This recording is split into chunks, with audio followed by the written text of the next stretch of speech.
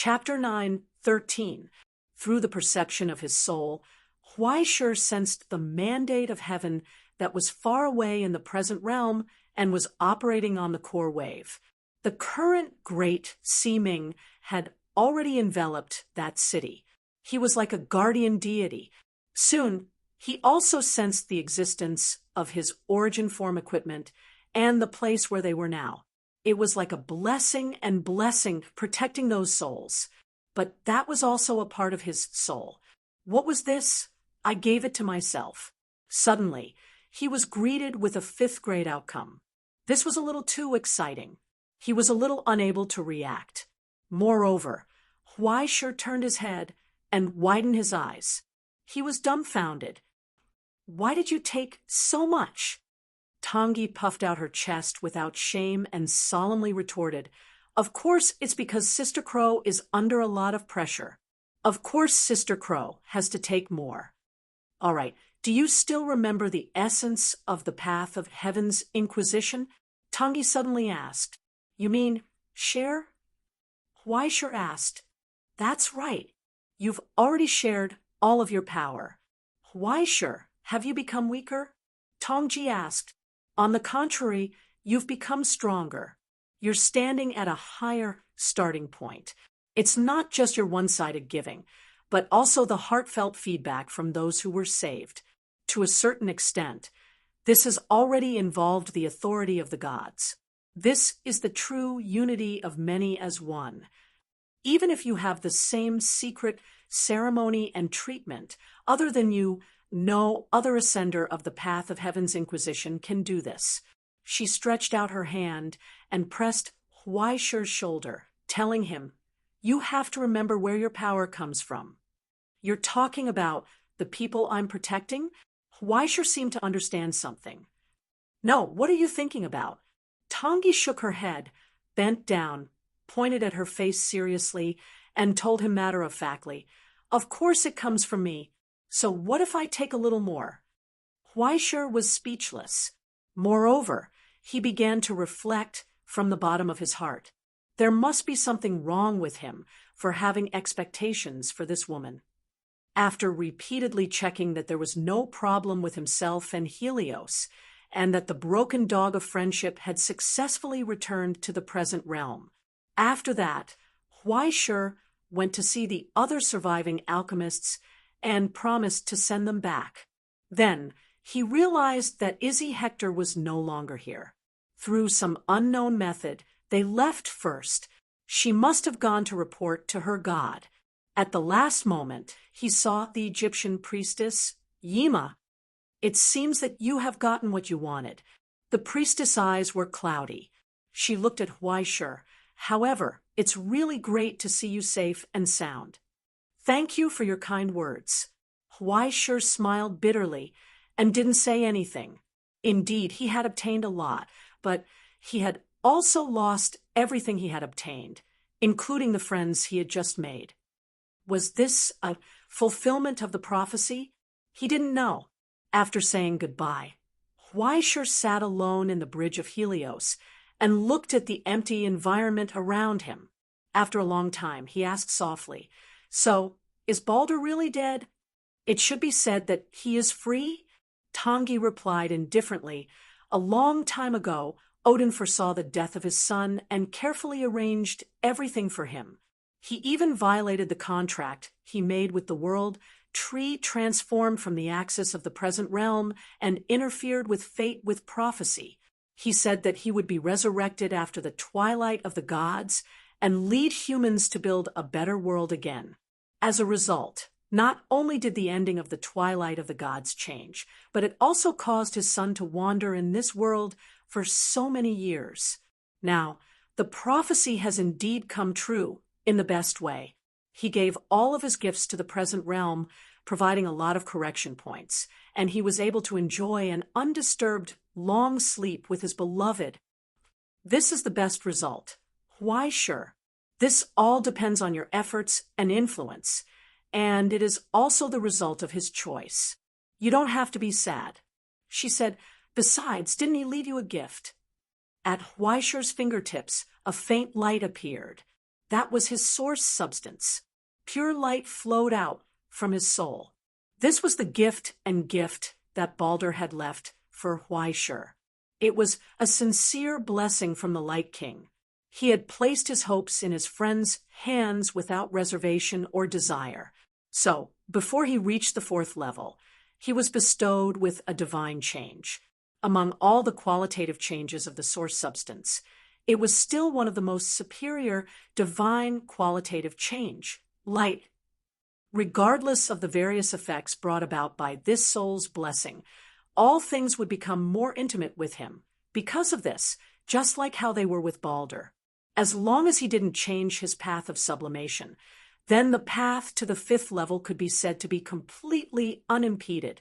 In the silence, Huaishur couldn't help but shake his head and say no more. What are you thinking about? Tangi bent down curiously and scrutinized his face. You look very deep. I'm thinking about some trivial things. He held the little white mouse that was rolling around in his hand and sighed softly. Although parting after meeting is a common thing, I still miss him very much. Isn't it natural to miss a friend who is traveling far away? Tangi smiled and rubbed his hair, full of praise. You are indeed my best friend. Why, sure. After a while, when the closest Roman space station, Minerva, reappeared in front of them, all the survivors couldn't help but cry and cheer. Huaishur had already dug out Helios and turned it into an empty shell. Under the guidance of Fishball, through the guidance of the great guru and the secret ritual, Fishball divided the main structure and important items of Helios into 6 batches and sent them to the Twilight Village. The most important part of the divine secret ritual was inherited by Fishball. The rest of the useful items were also completely plundered by Beelzebub. Now, apart from the shells that the alchemists had built one after another, there was basically nothing left. Huaishur stood quietly in the empty hall and looked around. He felt as if a lifetime had passed. It's time to go. Huaishur, Tangi reminded him. What will happen to this place next? Huaishur asked. After losing the favor left by the gods and being cleaned by us, Helios is now only left with tens of thousands of tons of scrap iron. Although it's very valuable, it has no value to the present world at all. Tangi said the cost of fuel and disposal is also a problem. Moreover, the Stone Cauldron Society might use it to make trouble. So, it's better to pretend that we don't see it. Most likely, it will be treated as a foreign meteor and be monitored. Let's just leave it in Jupiter's orbit. That's good too. Huaishur nodded and sighed softly. Let it rest without being disturbed. He turned around and walked towards the exit. However, as he walked, he suddenly stopped in place. What's wrong?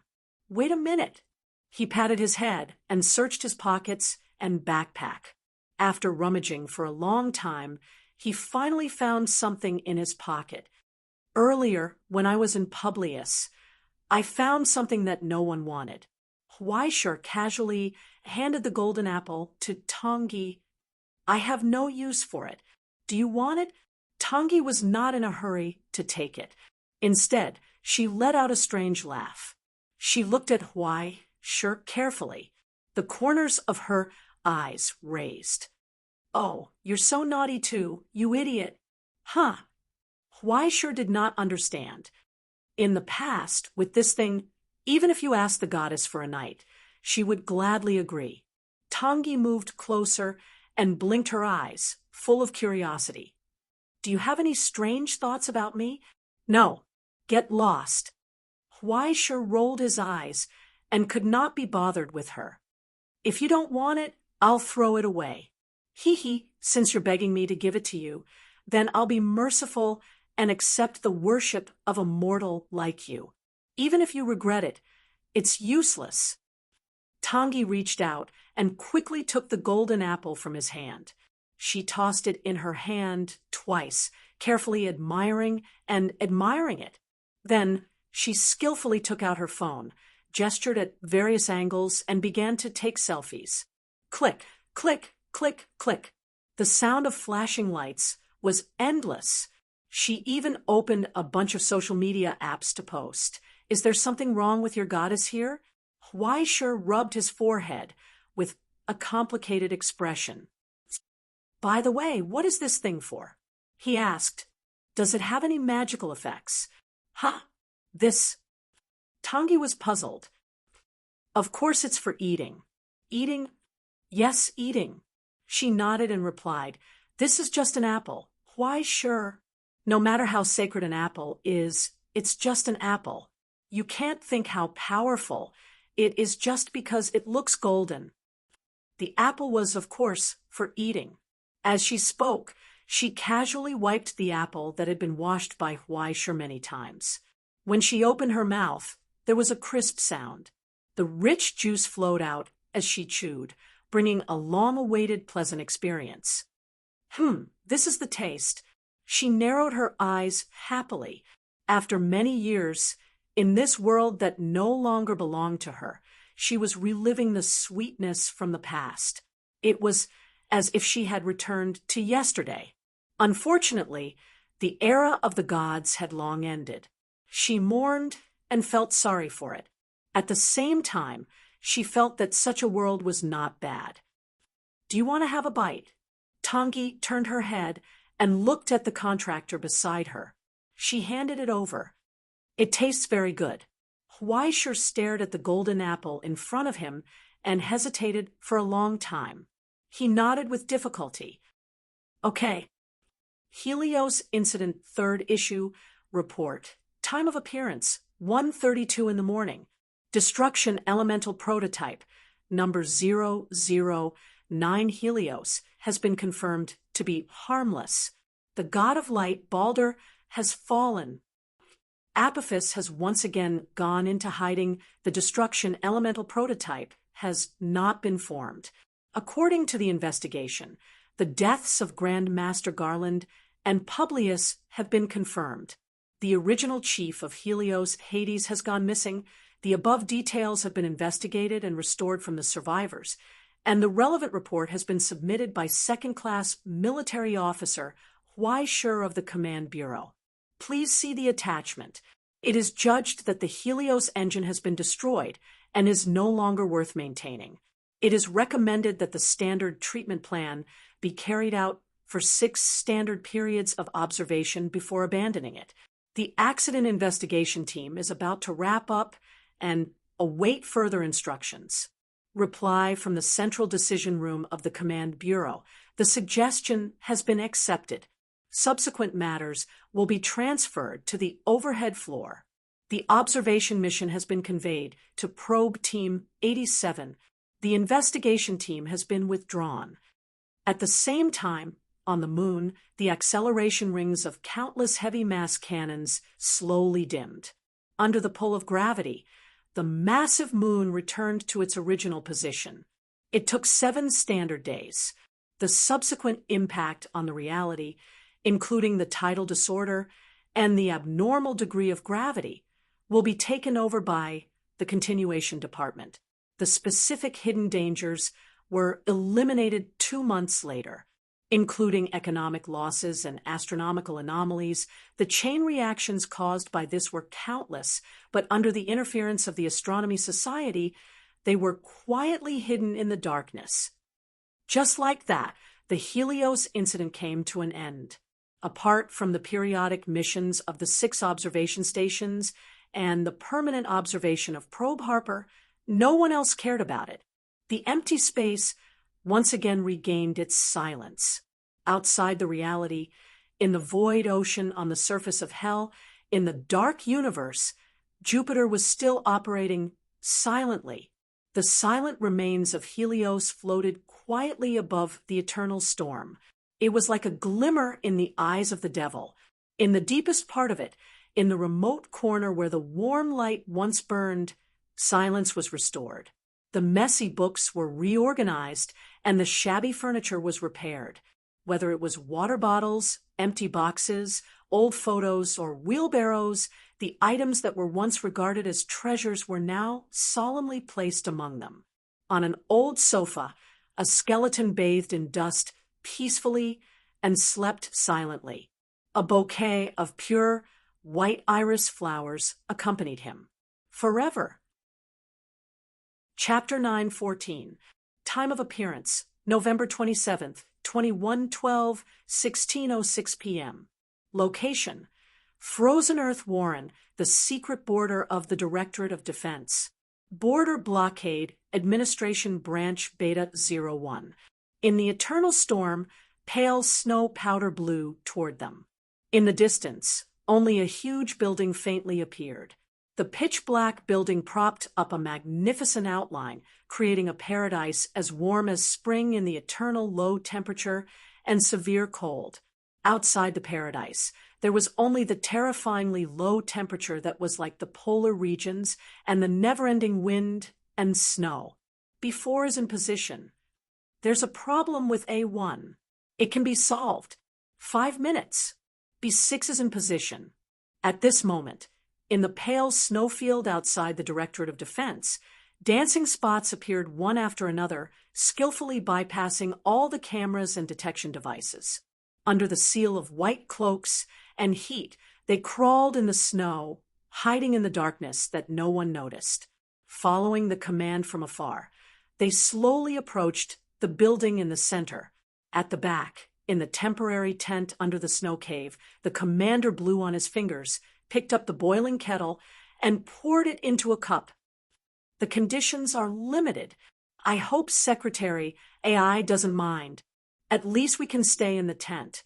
We don't have to lie in the snow. We just need a mouthful of hot water. AI Ching held the teacup, white steam rising from her nose and mouth. It's not like we're going camping. There's no need to be so particular. Her entire body was wrapped in thick winter clothes. Her exposed face and 10 fingers were frozen white. Only her lips were still a little red. The former commander of the Dark Army sighed. Looking at the building that was slowly enlarging on the surveillance screen, he couldn't help but curse. Those F***ers can still use air conditioning. I'm so envious. It's normal. AI Ching took a sip of the hot water that was rapidly losing temperature. The treatment of the blockade administration has always been the best among the same level. I know this too well. At the mention of this, the commander was immediately enraptured. I originally planned to work in the blockade administration for 2 years after retiring. I didn't have to do anything all day long, far away from the rain of bullets. Go to work, make a cup of tea, and fight a dozen games. I could fight for a day, but in the end, after staying for a while, I still couldn't stand it. I found an opportunity to run back. AI Ching looked up at the old man in front of the screen. Are you feeling lonely? The commander smiled bitterly and shook his head. No, it's not to that extent, but it's too lonely. He sighed and took out his cigarette case to ask AI Ching for permission. When he saw AI Ching wave her hand, indicating that she didn't mind, he pulled out a stick with trembling hands and placed it in front of the oil stove. He took a deep breath before he could catch his breath and let out a sigh. I wanted to live a peaceful life, but there was nothing there other than peace. It's no different from a prison. Some people go in when they're in their 20s and die there when they're in their 90s, never leaving for the rest of their lives. The commander sighed, helplessly. If nothing goes wrong, their lives will be unknown. If something goes wrong, their lives will become meaningless. It's like hell. As a subordinate organization of the elevated floor and a confidential unit of the former Dark Army, the blockade administration's duty was to watch over or deal with some major threats to reduce the pressure on the Continuation Academy. Therefore, from the first day of your employment, you had already disappeared from the present world. There was no such thing as retirement or resignation. Even if their working years were up, they would only be transferred to other confidential units.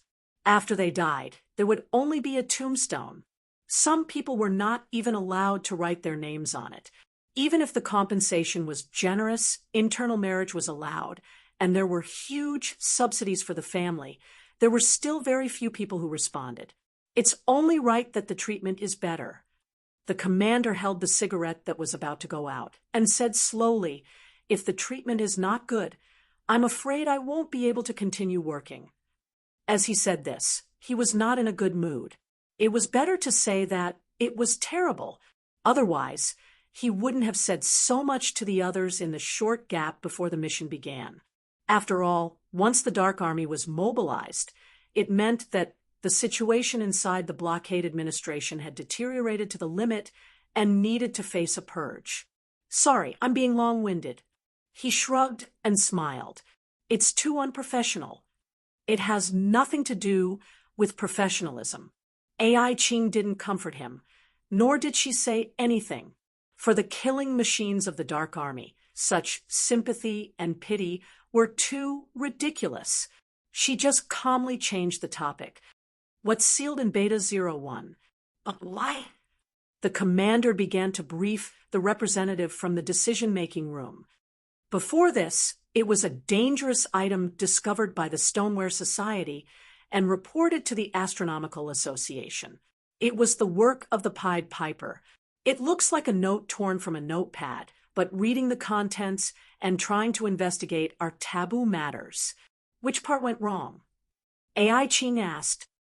"It's probably the innermost sealing facility. When it was handed over to the blockade administration, Grandmaster Garland personally imposed a secret seal on it. According to speculation, it's possible that the Grandmaster's death caused the secret seal to become unstable. Even the middle and outer sealing facilities were leaked." The commander sighed. When the overhead floor received the news and began to investigate one by one, there was no response from Beta 01. A hoarse voice came from the walkie-talkie. "C6 is close to the maintenance well. The journey is smooth. The internal signal has been obtained. Do you want to connect?" "Connect it." Thus, in an instant, a hellish scene appeared on the screen. Everything that could be seen was a mess of flesh and blood. Countless scarlet colors spread on the walls, pulsing like a pulse. The originally warm paradise had turned into a strange world that made one's scalp tingle. Countless strange symbols squirmed on the walls.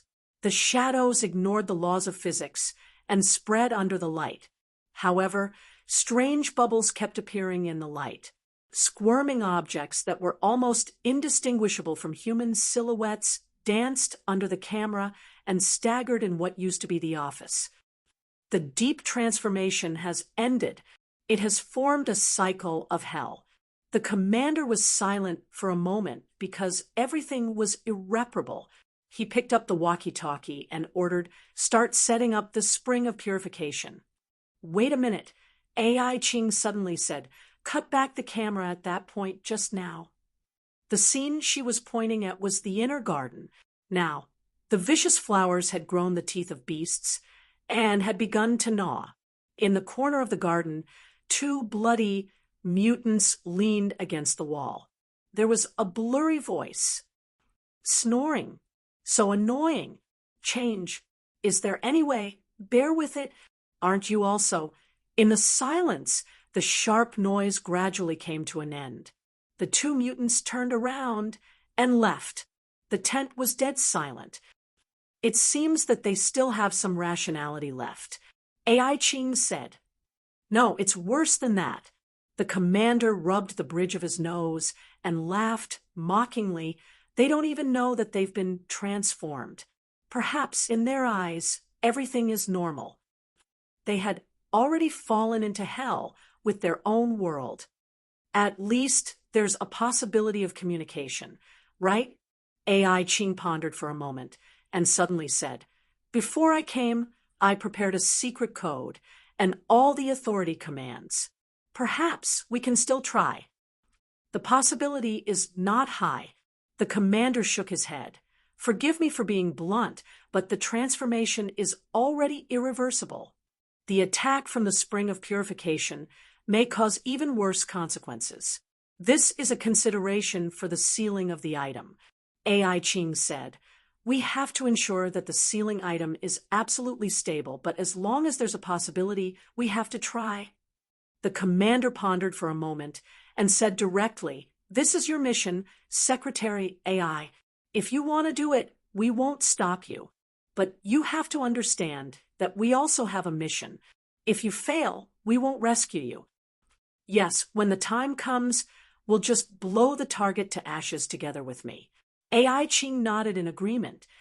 She picked up the briefcase beside her and stood up with the help of her cane.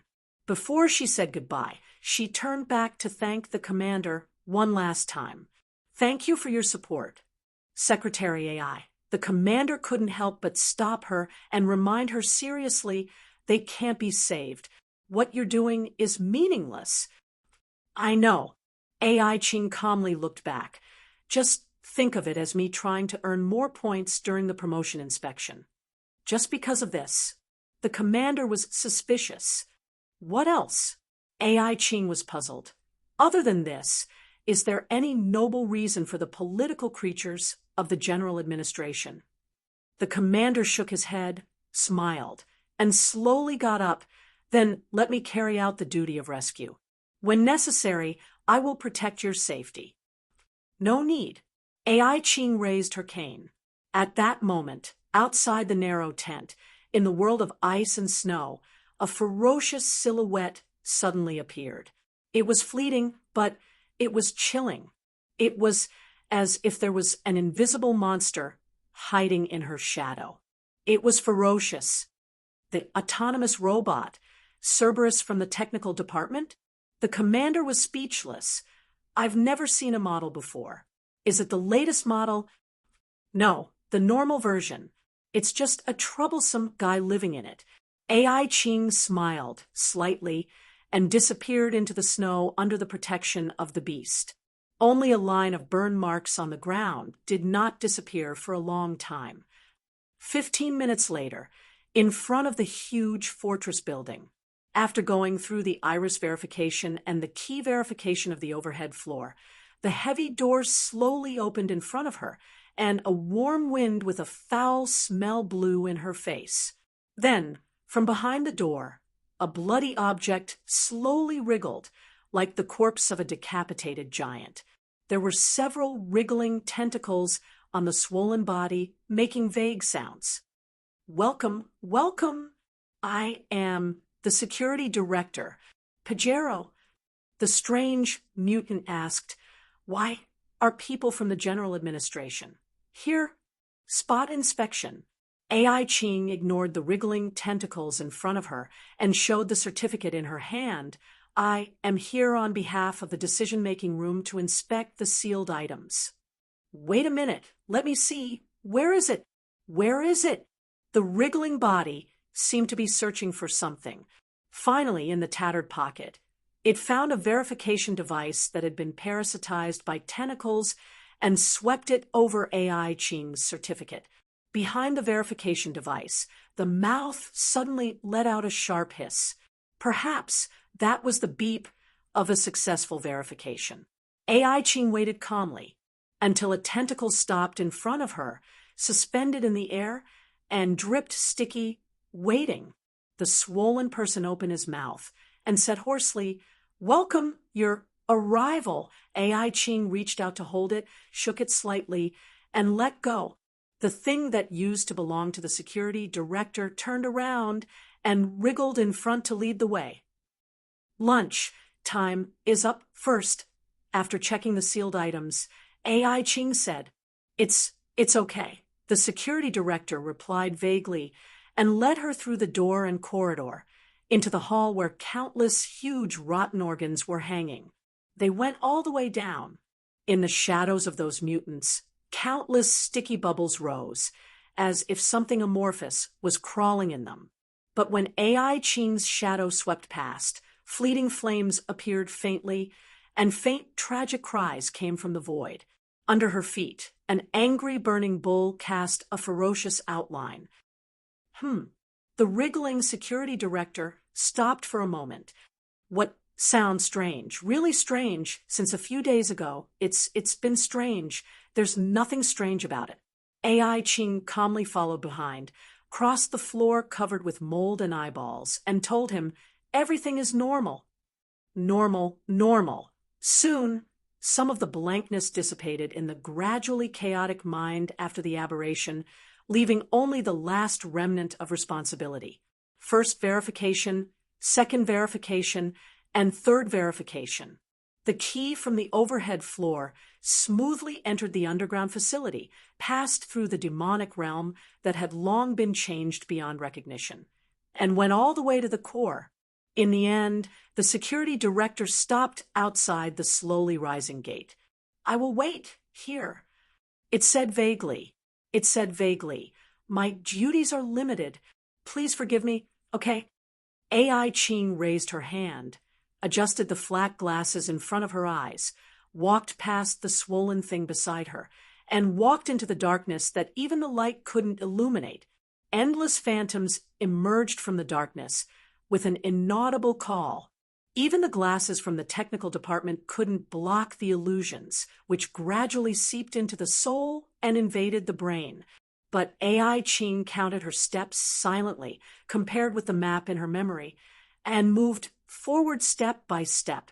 She passed Huaishi's smile, her own corpse, and countless more illusions, and brushed past her mother. The high temperature caused by the overloaded glasses maintained her last bit of rationality. She finally saw the outline after the illusion.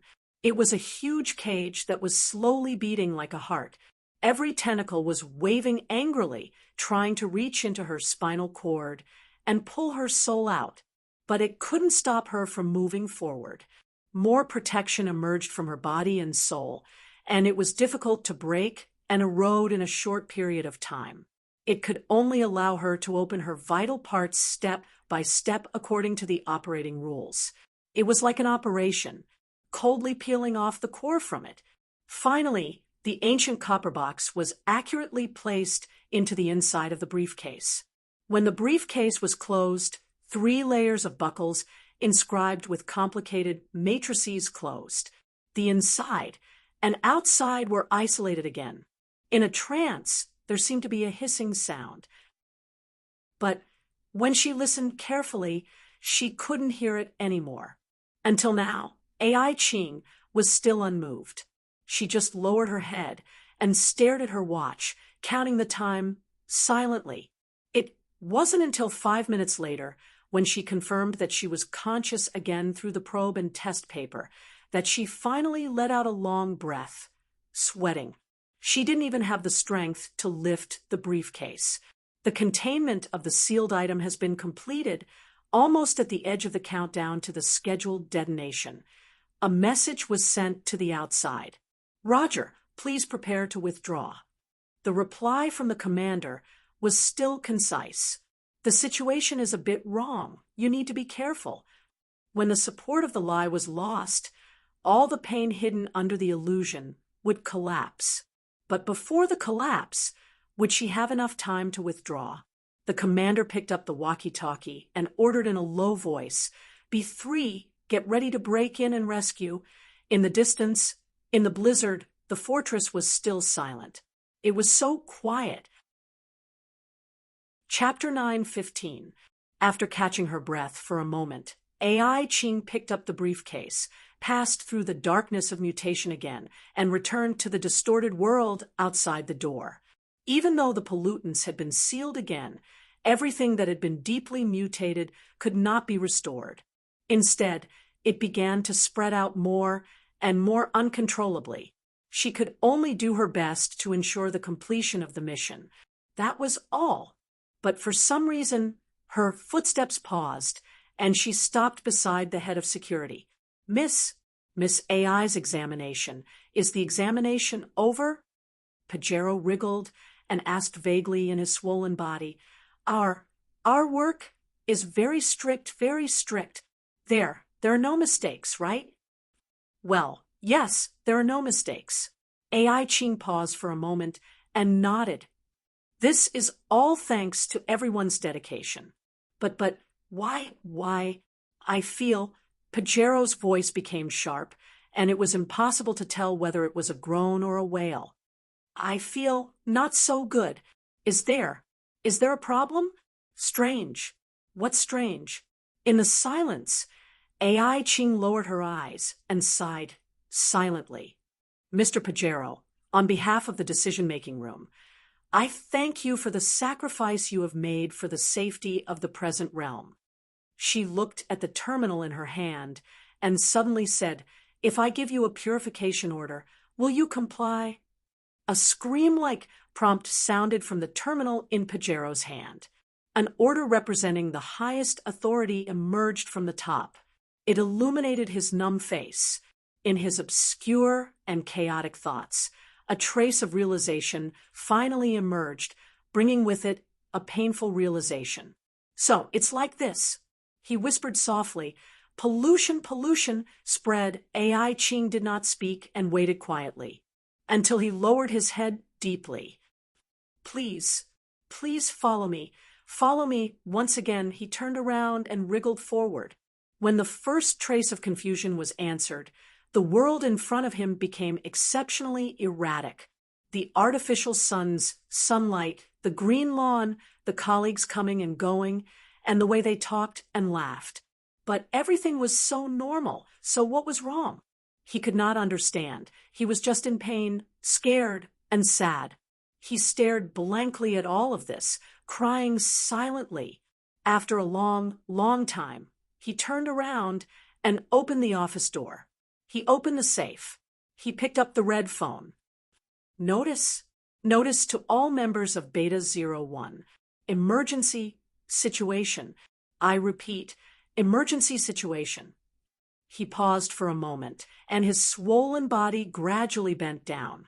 Please, all members, gather at the shelter. After doing all this, he seemed to have lost all his strength.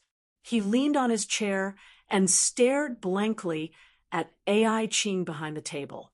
The red light of the alarm illuminated her face.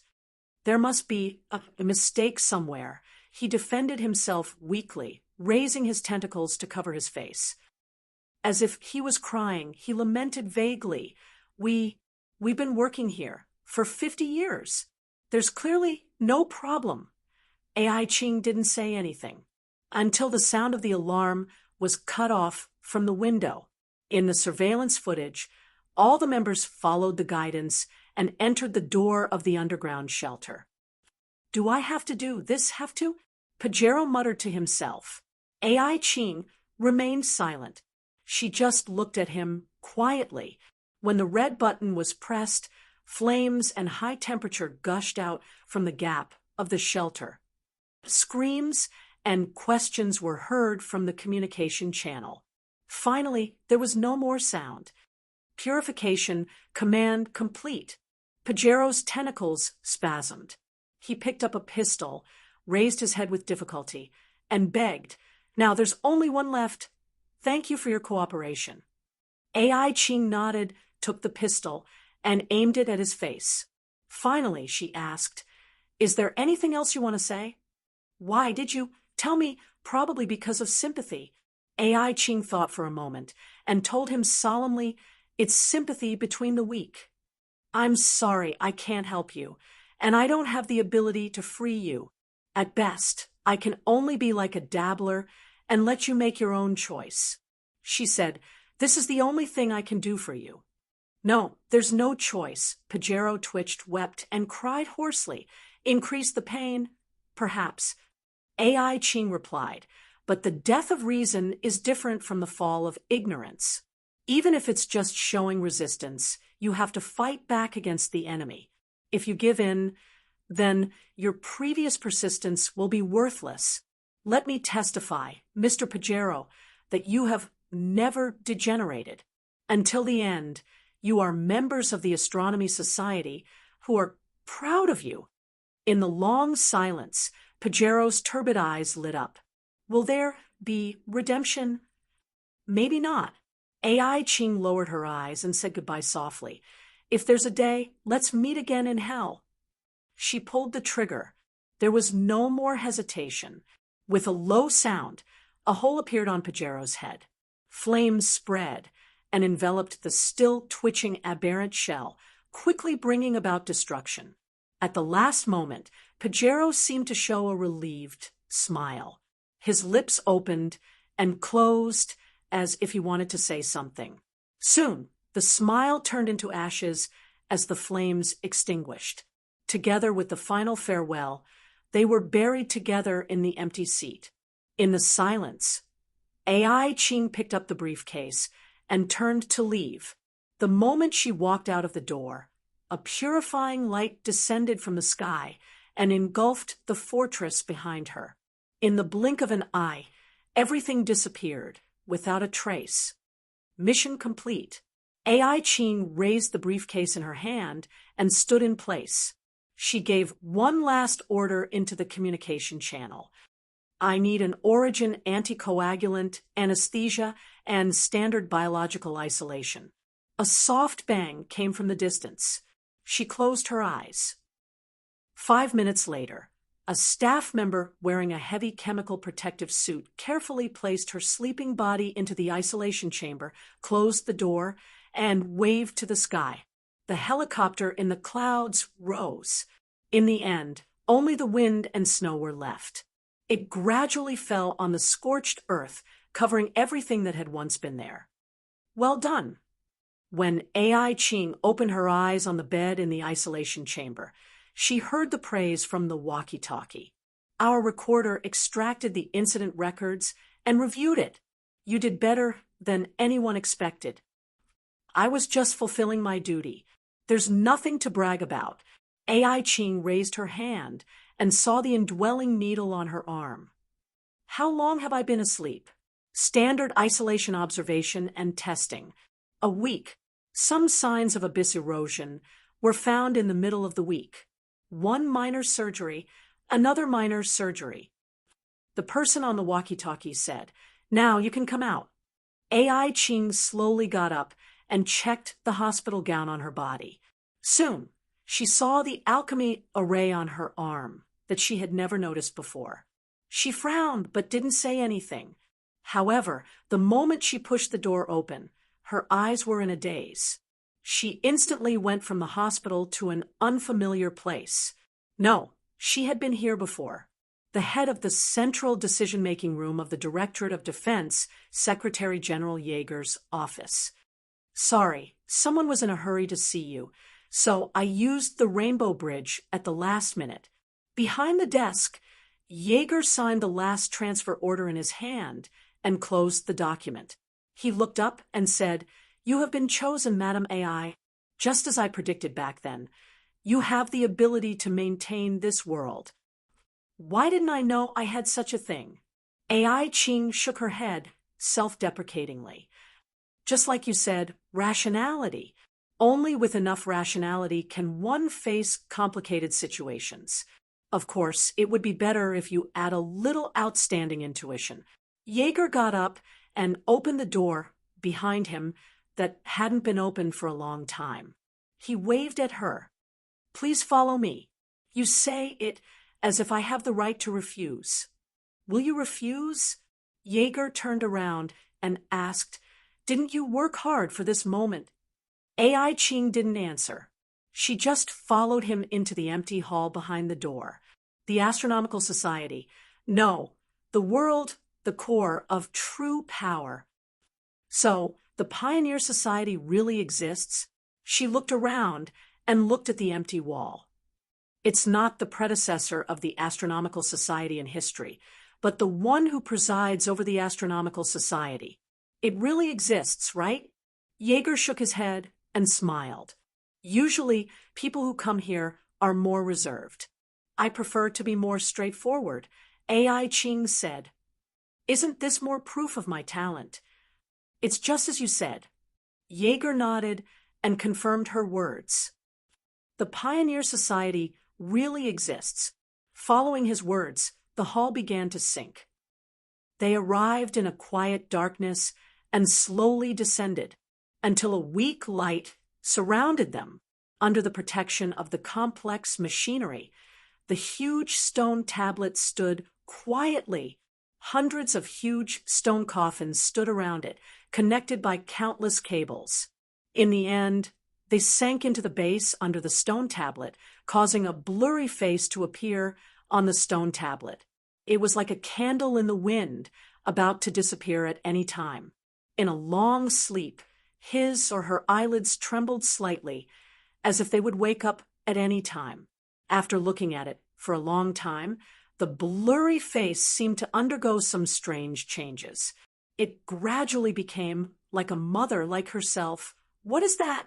AI Ching couldn't help but take a step back and frown. This is the main body of the Pioneer Society. AI Ching, everything you've been secretly investigating in the past few months, is not some secret organization, nor is it some terrifying inhuman group. Jaeger said softly, the Pioneer Society is humans themselves. In the silence, AI Ching looked around in shock. Looking at those stone coffins, she asked in confusion, those things, who are they? They are people who sacrificed everything for the present realm. Jaeger told her respectfully. Among the people there were prophets who were born with knowledge and received the favor of the heavens. There were also seekers who were dull and slow-witted, but one day gained enlightenment. There were also sincere people who faced their lives faithfully until the very last moment. Starting from the era of the Pioneer Society and continuing through the generations, the presidents, talents, heroes, and great people who made indescribable contributions would all be given a choice when facing death. Should I die peacefully, or should I sacrifice everything I have for the present world? All those who chose the latter would lie in it. Their bodies would be frozen, and their souls would be made into templates and specimens, becoming the crucial cornerstone. In this way, through the computing device of the Silver Ocean, the Silent One stone tablet, the chaotic souls of all humans could be temporarily personified.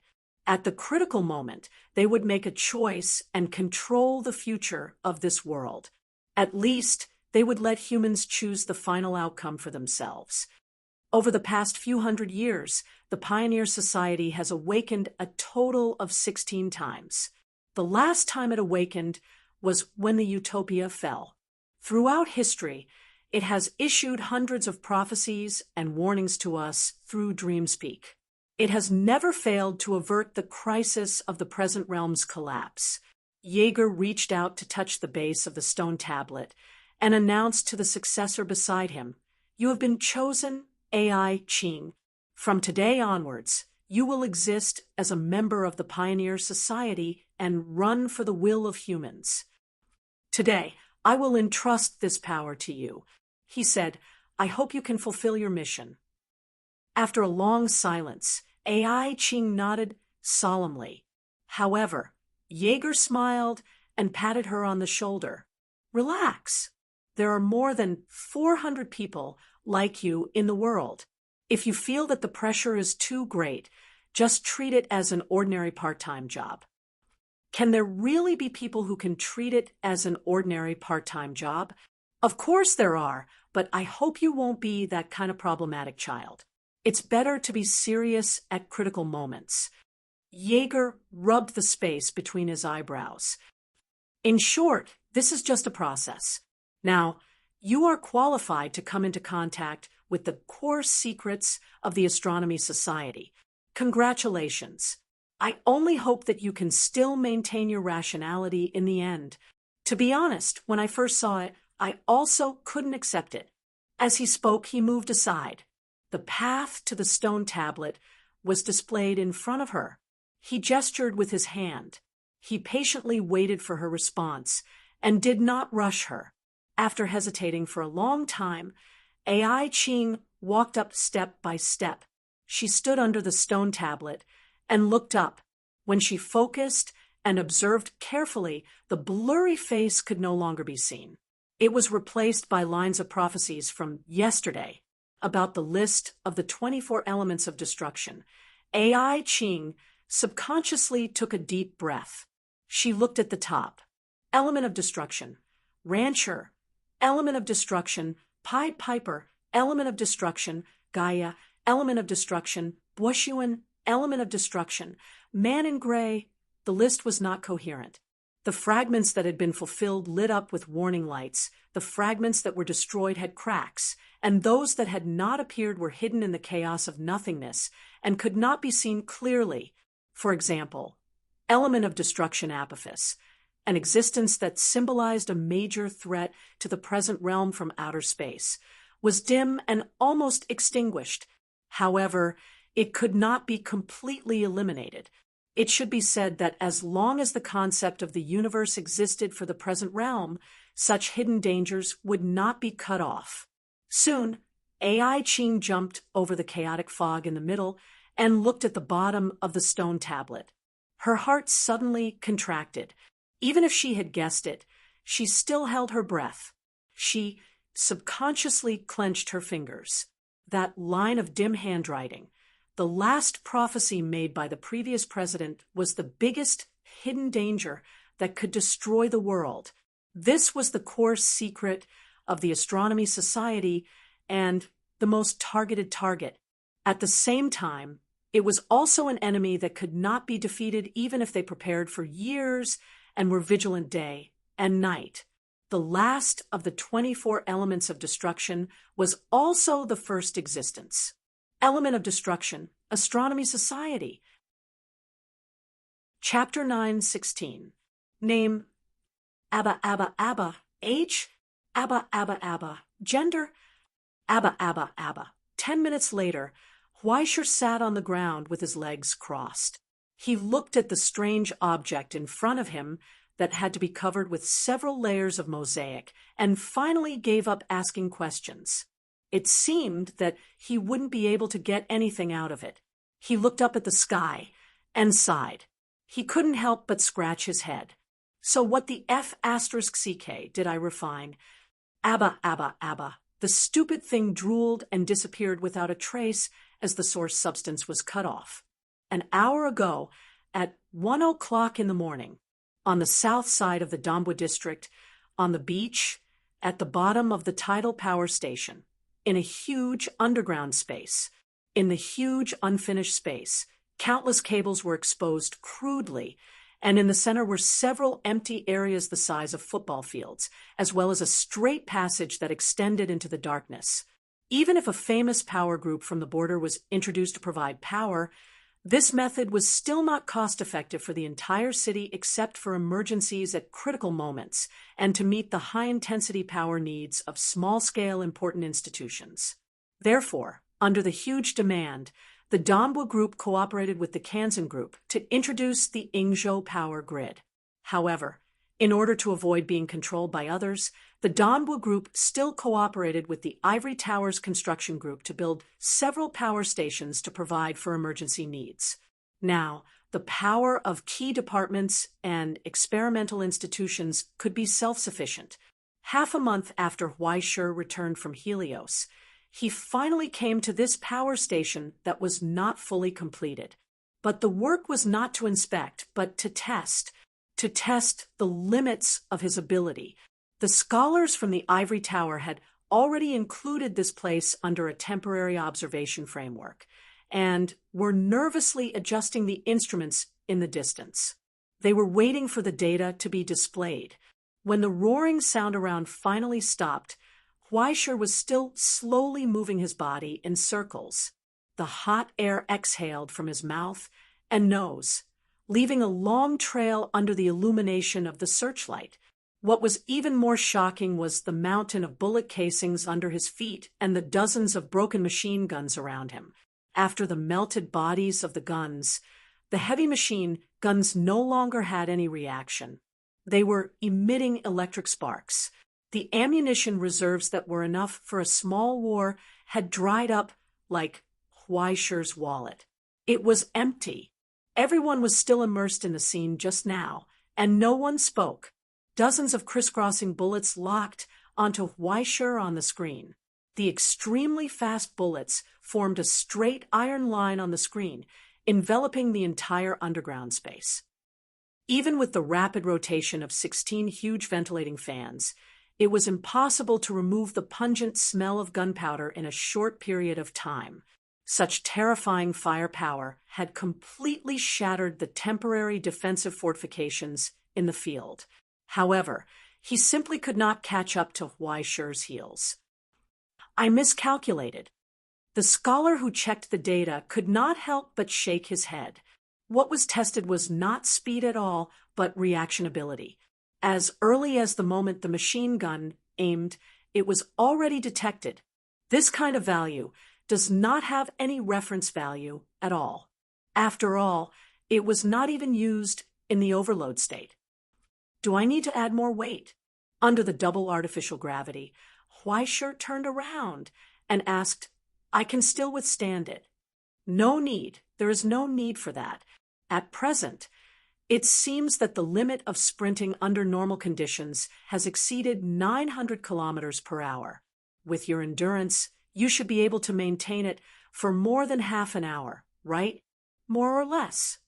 According to the program's estimation, the limit value under the overload state should be able to reach 7,000 kilometers per hour. Racing with missiles, this is already in the category of level 4, and it has to be after origin materialization. If you want to reach this level purely with the body, only a top sublimator with speed specialization can do it. The scholar turned a page and continued. The nerve reaction time is infinitely close to zero. There is no difference after homogenization. Let's enter the strength test segment. Wasn't this segment tested before? Huaishi asked, puzzled. The previous train of thought was completely wrong. For sublimators who have mastered the supreme, you speak of the specific value is meaningless. Moreover, we can't move the machine that you can't destroy from the academy in such a short time. Therefore, we intend to make the results more intuitive. The scholar in the observation room said, it's not just the amount of power, but also the efficiency and endurance of the utilization. Following his words, the nimble installers finally finished their work. In front of Huaishi was a huge steel pedestal, and a heavy handle had been welded to it. Huaishi reached out and tried to pull it twice, but found that it did not budge at all. What is this? Huaishi asked. A handle specially prepared for you, Your Excellency. The scholar pushed his glasses and said cheerfully, the entire pedestal is connected to the equipment of the power station. In theory, your power can be distributed to every corner of the power station. However, please do not use brute force. After all, although the material of the connecting rod is alloy and has good power transmission efficiency, its hardness and toughness are far lower than ordinary special steel. Please be careful not to break it. After getting used to the scholar's bad taste, Huaishi nodded in realization. So, you want to see a fine job, right? Exactly. In the observation room, the scholar skillfully opened the bets and received the money while he answered, Next, please let us see your power and utilization efficiency. All right. Huaishi sighed and reached out, clenching the handle in front of him. Before we start, can you help me bet $100? Bet that I can succeed. The scholar's hands paused for a moment, not expecting that. He could actually see the scene in the observation room through more than 6 layers of concrete walls. However, now, Huaishi was not in the mood to pay attention to those trivial things. The sensing range of the permanent Supreme Symphony was rapidly shrinking. Then, along the pedestal under the handle, it began to expand in all directions along the countless complicated steel matrices and mechanical structures. In the blink of an eye, from top to bottom, the entire power station was shrouded in the Supreme. Huaishi closed his eyes and followed the slight sound of the handle. The entire structure of the power station had appeared in his mind, from the pedestal under his feet to the end of the countless mechanical connections. Everything was detailed. Then, the roar exploded again. The high-pitched sound almost tore everyone's eardrums. Even if there was a distance between them and the underground space, the observers at the side of the field could not help but retreat. Even with the thick soundproof earmuffs, the sharp sound still pierced into the brain. No, that was not the observation of the eardrums. It was the vibration from the soles of the feet that caused the cruel sound to drill into the flesh and echoed in the bones, coldly trampling on every inch of the skin. A hurricane swept across, blowing in the face. Countless dust particles flew into the air. The ground rippled like water. It was not the trembling of the earth, but the deflection of the light caused by the airflow. After a long period of brewing, the power of Supreme Symphony had spread to every corner of the entire power station. At this moment, following Huaisher's movements, an indescribable amount of power flowed through his hands and converged on the handle.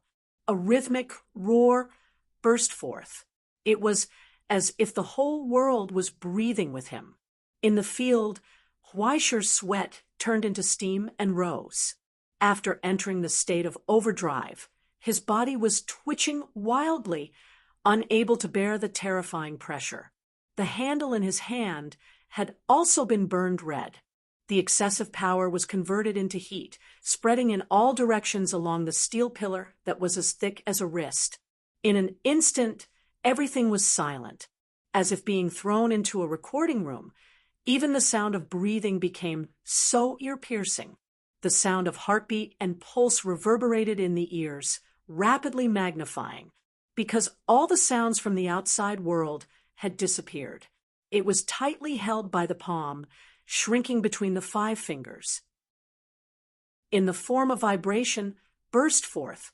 It was transmitted downwards, causing the earth to tremble. In the observation room, the scholars looked at each other in shock. Suddenly, a phone rang. The person who picked up the phone gradually widened his eyes and could not help but swallow a mouthful of saliva. Unbelievable.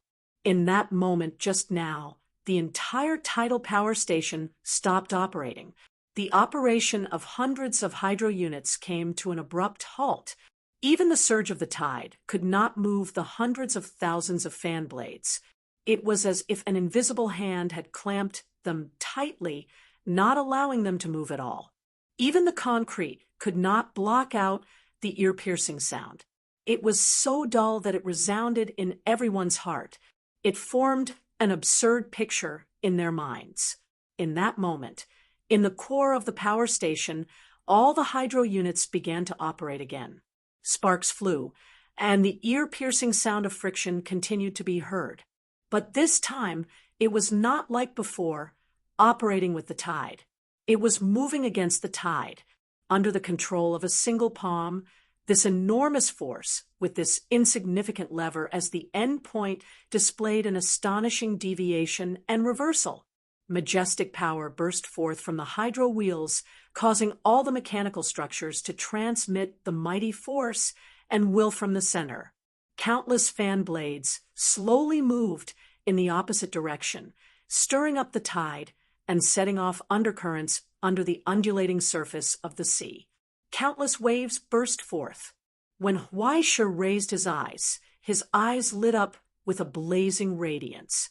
It was as if the enormous power station had been bestowed with a consciousness. Following his orders, it roared loudly, causing the loud noise to spread out, turning into a thunderous sound that resounded through the entire Dombwa night sky. What is this? On the dam, the patrolling security guards turned their heads, dumbfounded. Under the illumination of the flashlight, they saw countless rising bubbles and surging ocean currents. The entire ocean seemed to be boiling. The heavy currents rolled and collided with each other, like metal rubbing against metal, making ear-piercing sounds one after another. When Huaisher's 5 fingers moved on the handle, it was as if he was waving an invisible baton across countless obstacles. The sound of the waves rose and fell, turning into a mighty melody. In the observation room, the scholar who was holding the phone with trembling hands pressed the button to put it on speaker. Thus, the faint and distant sound of the waves poured into everyone's ears. Symphony number 9. From the new continent, the scholar in front of the screen ignored the countless numbers flowing in front of his eyes. He looked back and murmured in disbelief, "This is the fourth movement." At this moment, the surging tide turned into the rapid melody of a violin. The crashing of the waves became the beat of a drum. Even the roar of the hydro wheels became the solemn sound of a horn.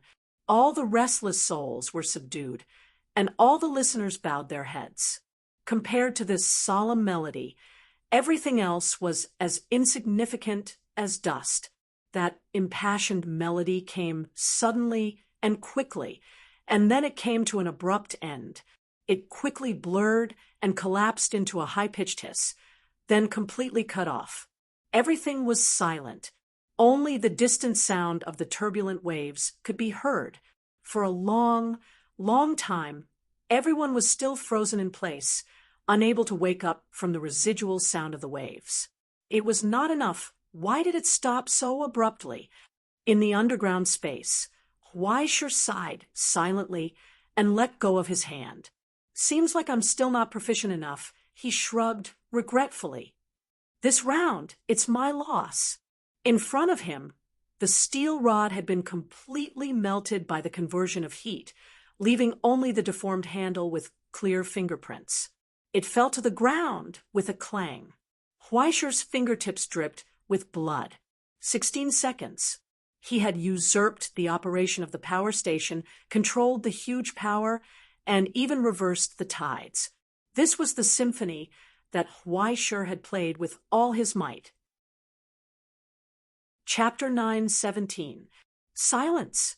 In the long silence, everyone stared at Huaisher with their eyes wide open. More accurately, they stared at Huaisher's arm. After bearing such a large amount of power, his arm was now covered in cracks. Fresh blood seeped out from under the cracked skin and dripped onto the ground. This was the price of controlling such a terrifying amount of power. Immediately after, as soon as they reacted, screams of shock and terror rang out. The scholars in the observation room were in a mess. They staggered backwards, as if they were about to rush out of the door. In the chaos, even the teacups on the table were swept to the ground. The clear tea flowed on the ground, but not a single person felt it was a pity. Instead, they avoided it like it was poison. "Warning! Warning!" He hurriedly put on a gas mask. The scholar who reacted first screamed, "Biochemical contamination warning. Level 3. Level 3. Hurry up and call the management office. Carry out a comprehensive elimination." "Hey, is there a need to do this?" The corners of Huaisher's eyes twitched. He sat on the pedestal and shook his head helplessly, allowing the chaotic group of scholars to put on layers of protective clothing and inject antidotes into each other. He lit a cigarette and enjoyed this farce. It wasn't until they had all injected antidotes into their chests and finally calmed down that Huaisher slowly exhaled. "Don't be afraid." He flicked the ash off his cigarette and comforted them. "There's no more poison." Cough, cough. As if realizing that his reaction had been a bit too extreme, the haggard scholar picked up his glasses from the ground and laughed dryly. "Isn't this just to be safe? Speaking of which, why didn't you say so earlier? You're all halfway through. I didn't want to interrupt, did I?" Huaisher raised his eyebrows and sighed helplessly. "Besides, it's so interesting. Why not watch when there's something fun to be had?" The expressions of the scholars suddenly became very interesting. "This bastard's aura, Russell. Is that you, Russell? Didn't you just secretly open a meeting? Do you really need to take revenge like this?" "Don't worry. Thanks to a friend's gift, after the origin substance changed, the poison in my blood has basically been washed clean." Huaisher raised his arm, revealing his palm. As the origin substance began to circulate, the broken skin began to glow faintly, causing the wounds to quickly close. There were no longer any cracks or imperfections. At the tip of his finger, the faint light grew and turned into a blooming white rose. Its petals drifted in the wind, looking incomparably holy. "Look, it's not poisonous at all. Huaisher smiled innocently. The floating, illusory flower passed through the layers of walls and came to the observation room, floating in front of them. But before they could breathe a sigh of relief, they heard Huaisher continue to say, "It's just all transformed into curses. Well, a curse that can even be contaminated by divinity should be no problem, right?" Before he finished speaking, countless phantoms from the abyss were reflected from the falling petals. Dazzling and beautiful colors surrounded them, causing their faces to turn green. Countless warning signs appeared in the observation room, causing their faces to turn red. They were all so scared that they almost jumped up. Their hearts stopped beating. How could this be called not poisonous?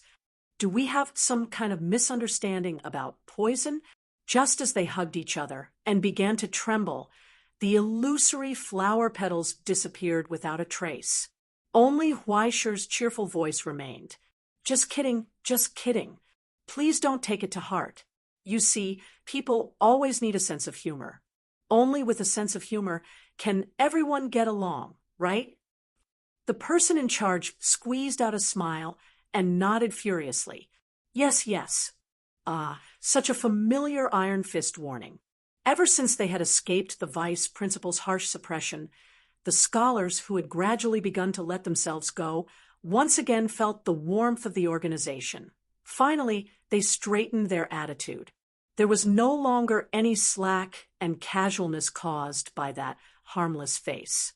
Instead, they realized from the bottom of their hearts that the tester before them was not some lab rat or an ignorant person who could be fooled as they wished. He was the ruler of the great city before them, the one who meant what he said, the king of Donbua who had established a great cause. He was a member of the Ivory Tower who was becoming more and more honorable. He was the first special military officer of the Astronomical Society in history to be promoted at the age of 18. After all, it's the sort of calamity. The person in charge smiled bitterly and muttered softly, "Well then, let's get back to the main topic. Everyone." Huaisher's voice wafted from the air. "Is there a result from the test just now? The preliminary judgment is out. Your Excellency." The person in charge coughed twice and scanned the data obtained from the observation frame.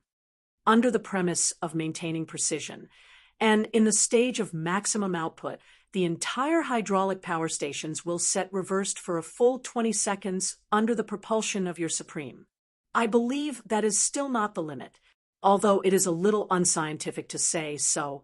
It is really something that cannot be summed up with a numerical model. Its potential is almost limitless, and there is no upper limit.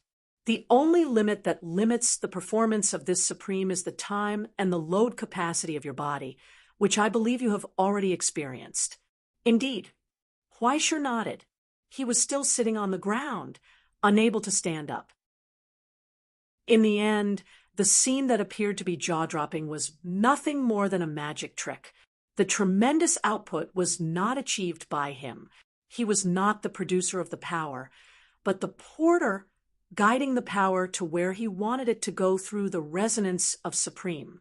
After leaving the experimental environment, under normal use, I do not recommend that you reproduce the scale just now.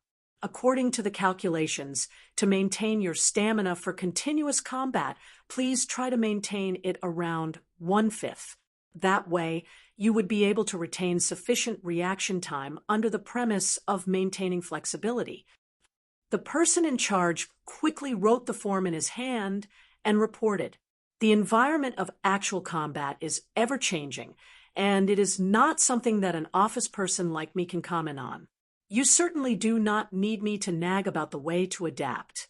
Not only was it a threat to ascendants, but it was also a threat to scholars and alchemists. However, you must pay attention to similar countermeasures, such as the relevant laws of physics and architecture, as well as the secret method that alchemists use to alter the terrain. If there is a stalemate, the specific outcome would depend on your application experience and your opponent's mastery." And He paused for a moment, before continuing solemnly, "It is not without shortcomings, or perhaps there is a major flaw at the moment." Huaishur was taken aback. "The essence of your Supreme is to mobilize power through resonance with the external world. However, resonance requires a medium to conduct, and once it is separated from the medium, your Supreme would fall apart on its own. And if the enemy is not in the same domain as you, such as detached from the land, air would also become an obstacle." In the end, the premise of resonance was the existence of a link. Usually, it was the land that acted as the link, but once it was detached from the land, Huaishur would not be able to borrow power. Unless Huaishur's mastery improved and broke through that limit, it would be an inherent flaw of supreme resonance. Air. Huaishur smiled bitterly and could not help but shake his head.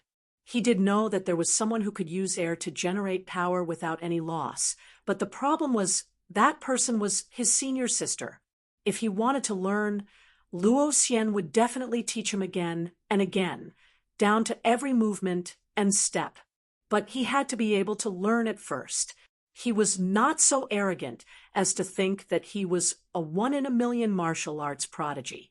Even the opportunity to learn Supreme was forced upon him by Luo Xian, while the use of symphonic music came from his own mastery of the cello. Once he left that category, he would immediately be beaten back to his original state. Look at you, a dog's heart and dog's face. Even the orchard training class was a freeloader. How could you learn such divine skills as the taking advantage of XX series? Let's talk about that later. Huaishur sighed. "Is there anything else?" Of course. The person in charge adjusted his spectacles, a cold glint flashing over them. "Due to the damage to the anti-reversal structure, the first phase of the project that we have just completed is completely scrapped. Reconstruction is imminent. Please approve our budget." Silence. A long silence. Huaishur raised his hand and slapped his forehead, feeling his vision go dark. "I shouldn't have acted so pretentious." The next test was the gift of the stigmata. Since there were no precedents for ruins of end at the level of Huaishur, scholars had no idea where to start and could not analyze it at all. This kind of divine transformation was the domain of alchemists. They were not as awesome as the vice headmaster who studied theology in his spare time and could extend the divine transformation from the scholar's laws. After young Master Ming's shadow burial advanced to great Master Ming, the maximum distance was greatly increased. The number of shadow clones combined with the large flock depended on the number of crows. The limit was 1829. The flock of crows was already terrifyingly mobile. After gaining the ability of shadow burial, their speed increased even more. It could only be attributed to Huaishur being too monstrous. The real highlight of today's test, which was also the main point of today's test, was the great Master Ming's gift that had undergone a strange transformation after the divine transformation. Yang birth. Tangyi was right. Great Master Ming was indeed the most suitable stigmata for Huaishur. The sole ability of the Hand of Confinement allowed Huaishur to transform his own origin substance into steel.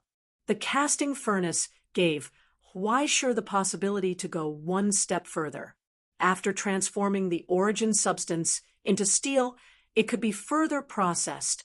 Young Master Ming's shadow burial and Great Master Ming's yang birth both involved the use of origin substances. The former temporarily simulated the ability of level 4 origin substance transformation, transforming oneself into a shadow and performing jumping and high-speed traversing. The latter forcibly transformed the enemy's stigmata, soul, and origin substance into shadow, extracting and plundering them in reverse. As long as everyone's nature was similar, the transformation would be easier. It specialized in killing celestial genealogies, own people, and fellow countrymen in hell.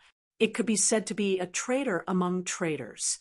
It was the best choice for eliminating rebels, civil wars, and backstabbing.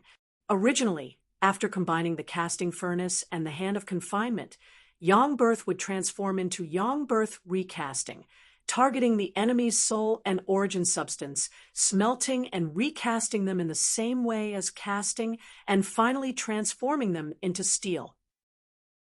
However, after combining the blessings from Balder and the qualitative change of divinity, there was a new change. Under the staff's transportation, a long table was quickly set up in front of Huaishur. Then, the staff quickly placed all kinds of relics on top of it. You're even using this for testing? Huaishur was dumbfounded. How expensive is that? Don't worry. These are all items from the Ivory Tower's warehouse. If they're not failed experiments by alchemists, then they're junk that was half sold and half given in the garbage market. You can say that they're making good use of trash. The person in charge said, "You can begin the testing, sir." When Huaishur heard this, he felt much more relaxed. He casually flipped through the items on the table and found a metal sphere that looked like an eye. As Huaishur moved, it spun around in his hand like a basketball. There was no need for further explanation. Huaishur could sense that this was a piece of junk. The technique was crude, the transformation was insufficient, and the matrix engraving was also flawed. It was completely a piece of good material that had been turned into a piece of junk, using the eyeball of a hell creature, a large amount of abyss sediment, and various other materials, but after throwing it into the furnace, it produced this. If one were to talk about its function, it was probably a curse medium. It could inflict a state of madness on the enemy, but it would also affect the user. A failure. Then, he might as well use it as an example. In that instant, flames appeared between the 5 metallized fingers. Casting begin. Chapter 9:18. As Huaishur began to forge, the entire observation frame began to shrink rapidly, focusing on his right hand as it began to record all of the changes. Changes in quality, origin substance fluctuations, miraculous iterations and transformations, and the expansion and contraction of disasters. Even the magnificent light brought about by the changes in divinity. In the blink of an eye, the forging was completed. Huaishur relaxed his fingers, allowing the metal eyeball to fall from his hand and roll around on the ground. Gradually, however, large amounts of viscous liquid began to flow out of the eyeball's pupil. It was hard to tell if it was snot, mud, or something else, but the viscous substance, which carried a nauseating stench of decay, began to squirm. After Huaishur had used origin substance on the originally eye-shaped remnant, it had actually turned into a slime monster. Origin substance fluctuations have appeared. The person in charge's eyes widened as he leaned over the control panel. Unbelievable. He actually did it. Balder's blessing caused Huaishur's forging to undergo a new transformation. When Huaishur injected his own origin substance into the remnant and began to forge it, the remnant actually began to come to life.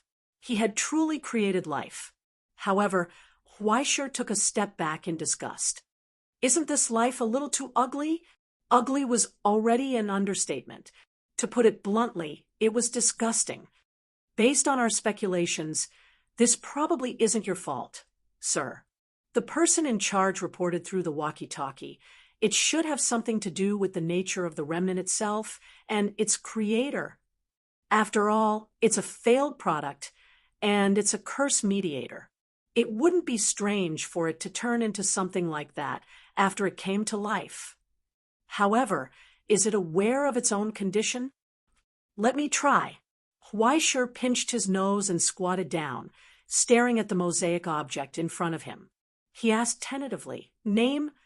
The squirming slime monster let out a series of sharp and strange sounds. It began to instinctively curse its surroundings, causing the rocks around it to rapidly soften and collapse. It even wanted to attack its creator, Huaishur. Huaishur waved his hand, pulling out 2 knives and nailing it to the ground. Fine, at least it's powerful enough.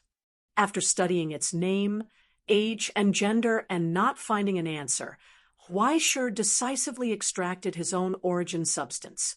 The pitch-black slime quickly evaporated, and in the end, all that was left was a dull eyeball. A crisp sound rang out. A crack appeared. Broken. It's a one-time use item.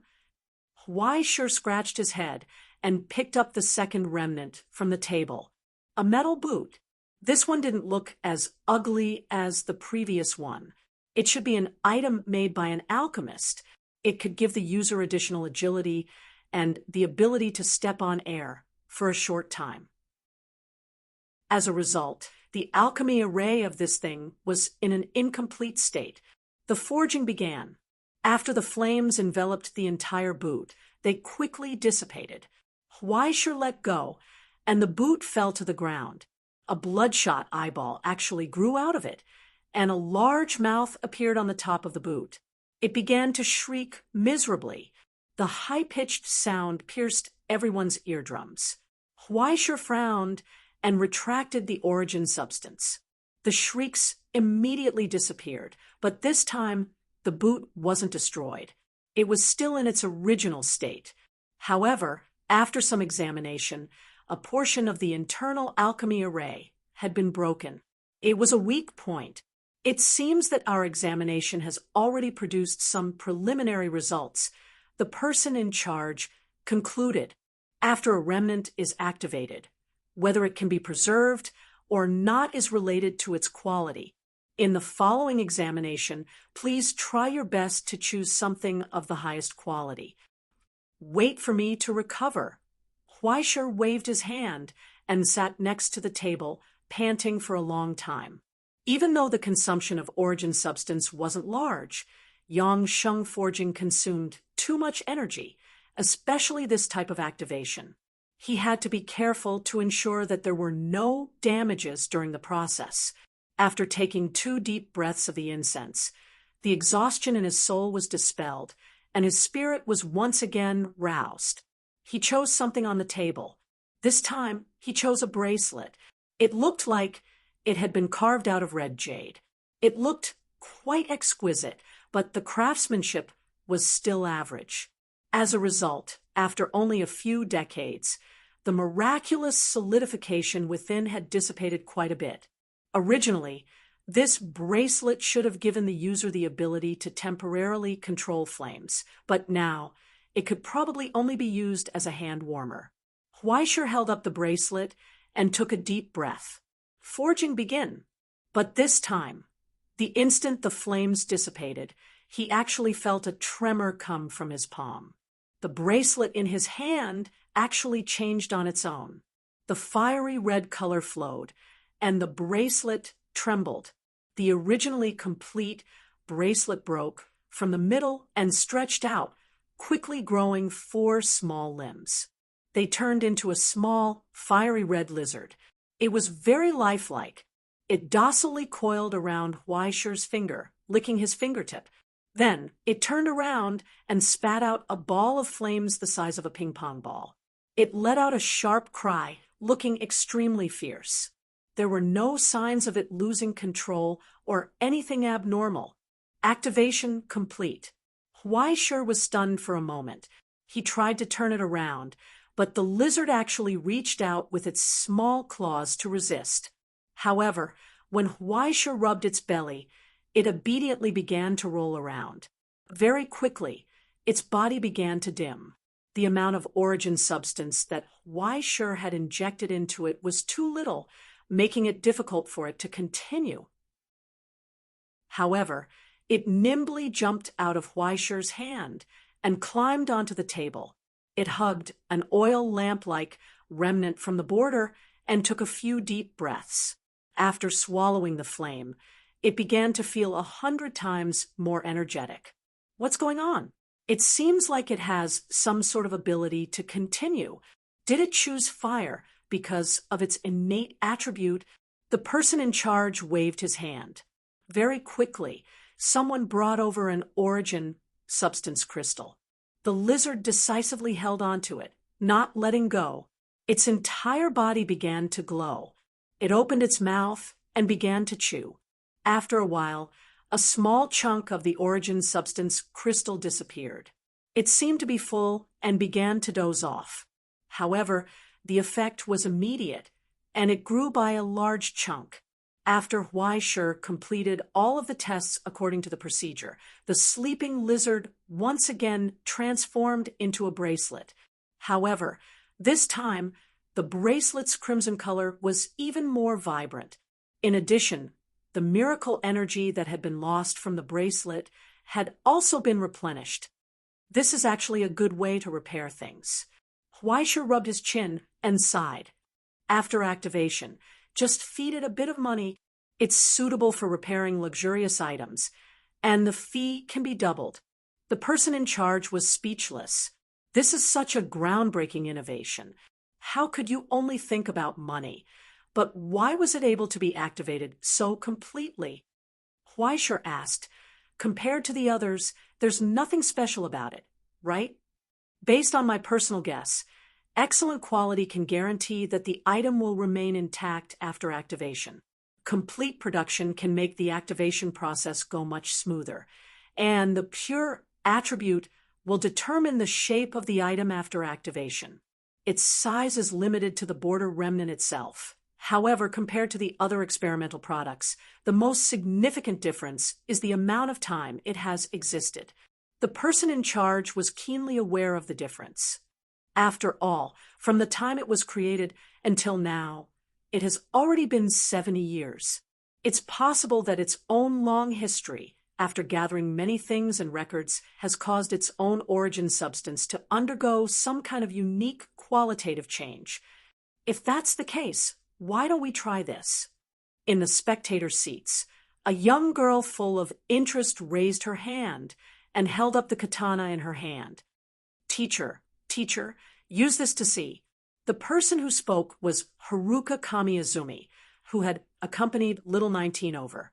Seeing such a novel scene, she couldn't help but take out her own money to try it out.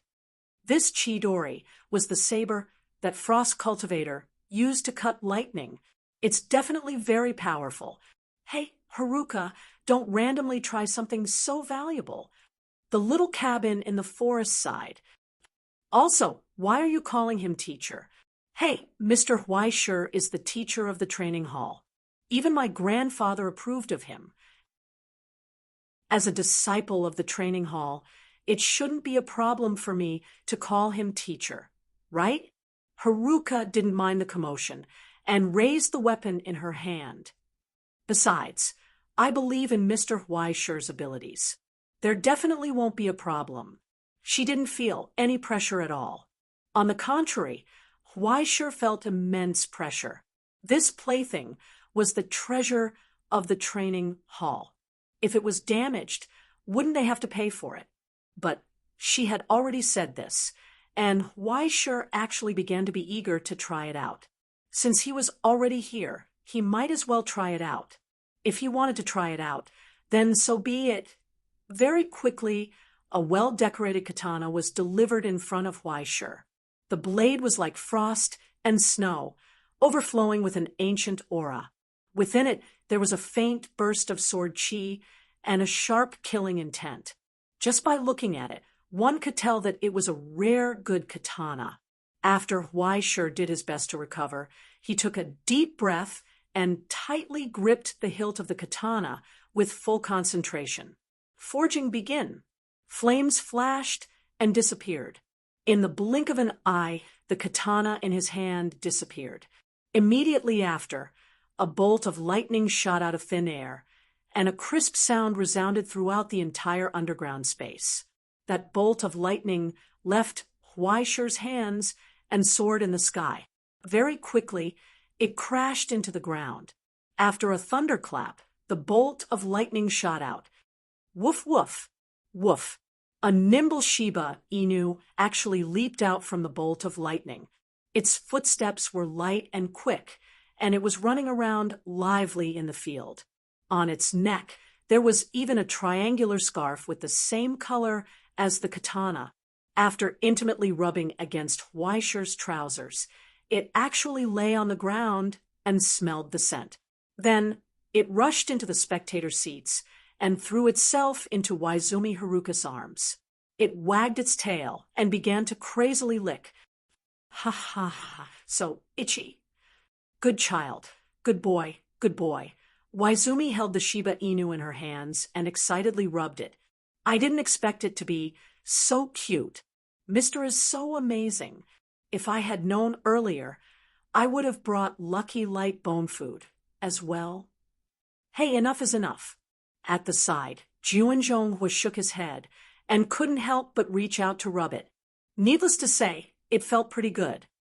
It actually still has the original sacred mark. This is already a hell creature. The person in charge observed the data. But why is it called Chidori and turned into a Shiba Inu?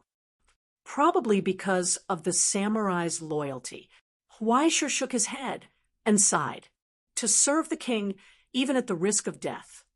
From this point of view, as a samurai's sword, it was indeed not wrong to turn into a loyal dog.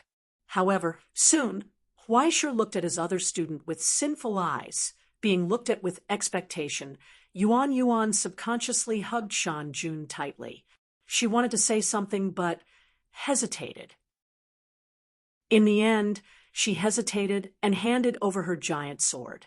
However, a pair of eyes full of uneasiness looked at Huaishir's back, making Huaishir feel particularly guilty. It was as if he had snatched a child's most cherished toy. Don't worry, just a moment. Just a moment. I'll return it to you when it's done. Although he said so, there was no hesitation in his hands. The casting began. The flame flashed. Huaishir widened his eyes. Change. In his hands, Shan Jun's silhouette suddenly disappeared, but the heavy weight did not change at all. Instead, it was replaced by a yellow and black striped fat cat. Meow. Ow. The orange fat cat with black stripes meowed. After realizing that something was wrong, it tried to maintain a dignified look, but suddenly felt a chill on its back. It noticed its master's eyes lit up. Not long after, it was sent back to be ravaged. Its dignified meow turned into a meow, and it felt so good that it flipped over. After succeeding 3 times in a row, Huaishir's confidence swelled like never before. He even pulled the Lord of the Flies out of the bag. Keep up the good work. Hey, wait, big brother, try something else first. Beelzebub panicked and struggled with all its might. Wait, stop. Yammeet. What are you afraid of? At most, you'll turn into a fly. Do you think I'll laugh at you? Maybe. Try it. It'll be over soon. Just as Huaishir was laughing excitedly, the flame lit up and the casting ended in an instant. In his hands, the heavy pistol quickly shrunk and turned into a round. Huaishir was stunned. He widened his eyes and leaned closer to see carefully. Unbelievable. What was this? Why did it look so similar? Dung beetle. Chapter 919. Dung beetle. Huaishir was so shocked that he lost his voice. In his hand, the beetle's head, which looked like it was made of metal, lit up like a display light. It vibrated its wings, which were covered with circuit matrices, and the holy symbol of Egypt's cross appeared. You know nothing. Beelzebub roared with a voice full of electricity. This is called a sacred beetle. Isn't this still a dung beetle? Huaishir retorted. Although it was unbelievable as Osiris's core, it was reasonable for it to become Egypt's sacred insect, the sacred beetle that symbolized the sun. Although it was a little funny. With Beelzebub as his shield, Huaishir confidently took out dead water from his backpack. Since Beelzebub could be activated, there was no reason that dead water could not, right? After the Lord of the Flies was activated, it would be a sacred beetle. What about dead water? Recalling the sea of hatred that covered the sky and the outline of the Kuanpeng that spread its wings and soared above the clouds, Huaishir could not help but feel his blood boiling. Come out, senior. Huaisha raised dead water and shouted with anticipation. The casting began. In an instant, thick water vapor came and spread, engulfing Huaisha's figure. Dead water was activated. When the fog dissipated, Huaisha's smile gradually stiffened. She lowered her head in confusion and looked at the soft hairtail in her hand. No, it did not look like a ribbon fish if he looked closely. However, he could not tell what kind of fish it was. The only thing he could conclude was that it was just a fish. It also had a pair of small wings. Noticing Huaisha's gaze, the slender fish flapped its wings numbly. Its eyes showed that it did not care at all. A fishy smell of the sea rushed to his face. This familiar smell of salt. Although some fish were still alive, they were already salty. What's going on? Huaisha swung the salted fish in his hand in disbelief. Why did other people's weapons turn into dogs and cats? But when it came to him, it suddenly changed. It was either a dung beetle or a salted fish. Without the support of Ying Fangzhou's remnant soul, lost water-broken spear had fallen to such an extent. Don't you have any other functions? Huaisha was in disbelief. As though it understood what Huaisha was saying, salted fish wriggled its body and raised its head. Its mouth opened and closed towards Huaisha as though it had something to say. When Huaisha got closer, there was a splash of water. She spat on Huaisha's face. Huaisha wiped his face in disgust and sniffed. Even the seawater he spat out was too salty. Even if it was exposed to the sun, there would still be 2 tails of salt. Why did this lazy and indifferent look of a salted fish that had already laid flat in front of the wheel of fate and given up resistance look so familiar? He couldn't help but scratch his head. Then he began to doubt from the bottom of his heart, was there something wrong with his ability? The relevant tests and data collection continued until noon the next day. In the end, a simple and easy-to-understand preliminary result was obtained. Huaisha wasn't human. It was temporarily impossible to tell how inhuman he was, as well as whether there were any hidden dangers after becoming a human. Such a huge amount of data needed to be analyzed by Utopia's mainframe. After confirming that the original data was stored properly and adding 3 layers of password locks, and Huaisha's personal verification, the person in charge picked up the box and bade farewell. Under Raymond's protection, he headed to the headquarters computing center. It was as though he was transporting some incredible treasure. Huaisha, who was watching from the side, felt extremely embarrassed. Wasn't he making a mountain out of a molehill? Wasn't this a little too serious? He didn't have the self-awareness of being the king of Donbua at all. The continuous tests and experiments made him feel exhausted. After resting for a while, he rejected the student's offer of a ride and left the power station alone. The main reason was to escape the crime scene. When he saw the row of hydraulic turbines that he had destroyed, he felt his wallet twitch. The main reason was that he had to take another loan before he could repay it. He had to work for these F** king bankers. His heart ached.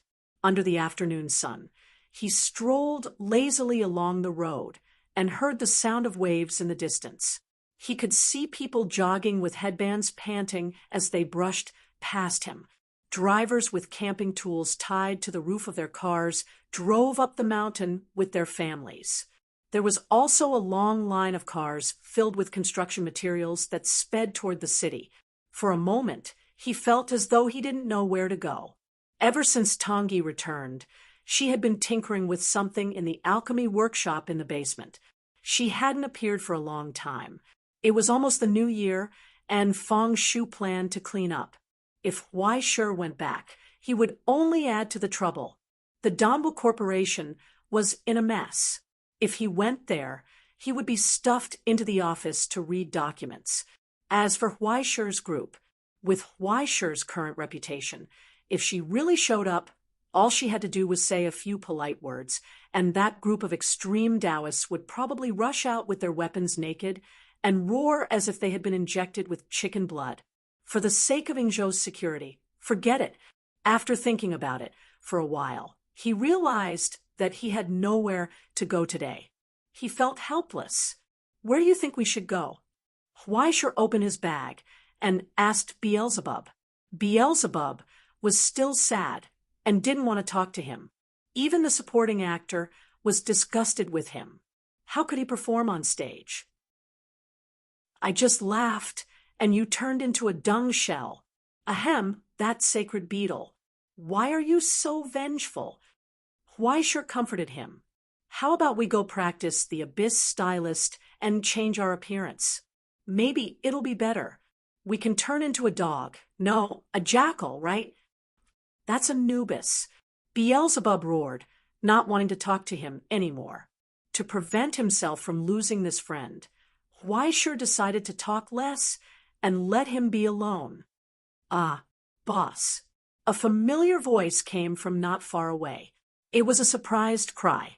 When Huaisheng turned around, she saw two pink teddy bears tugging at the rope with all their might.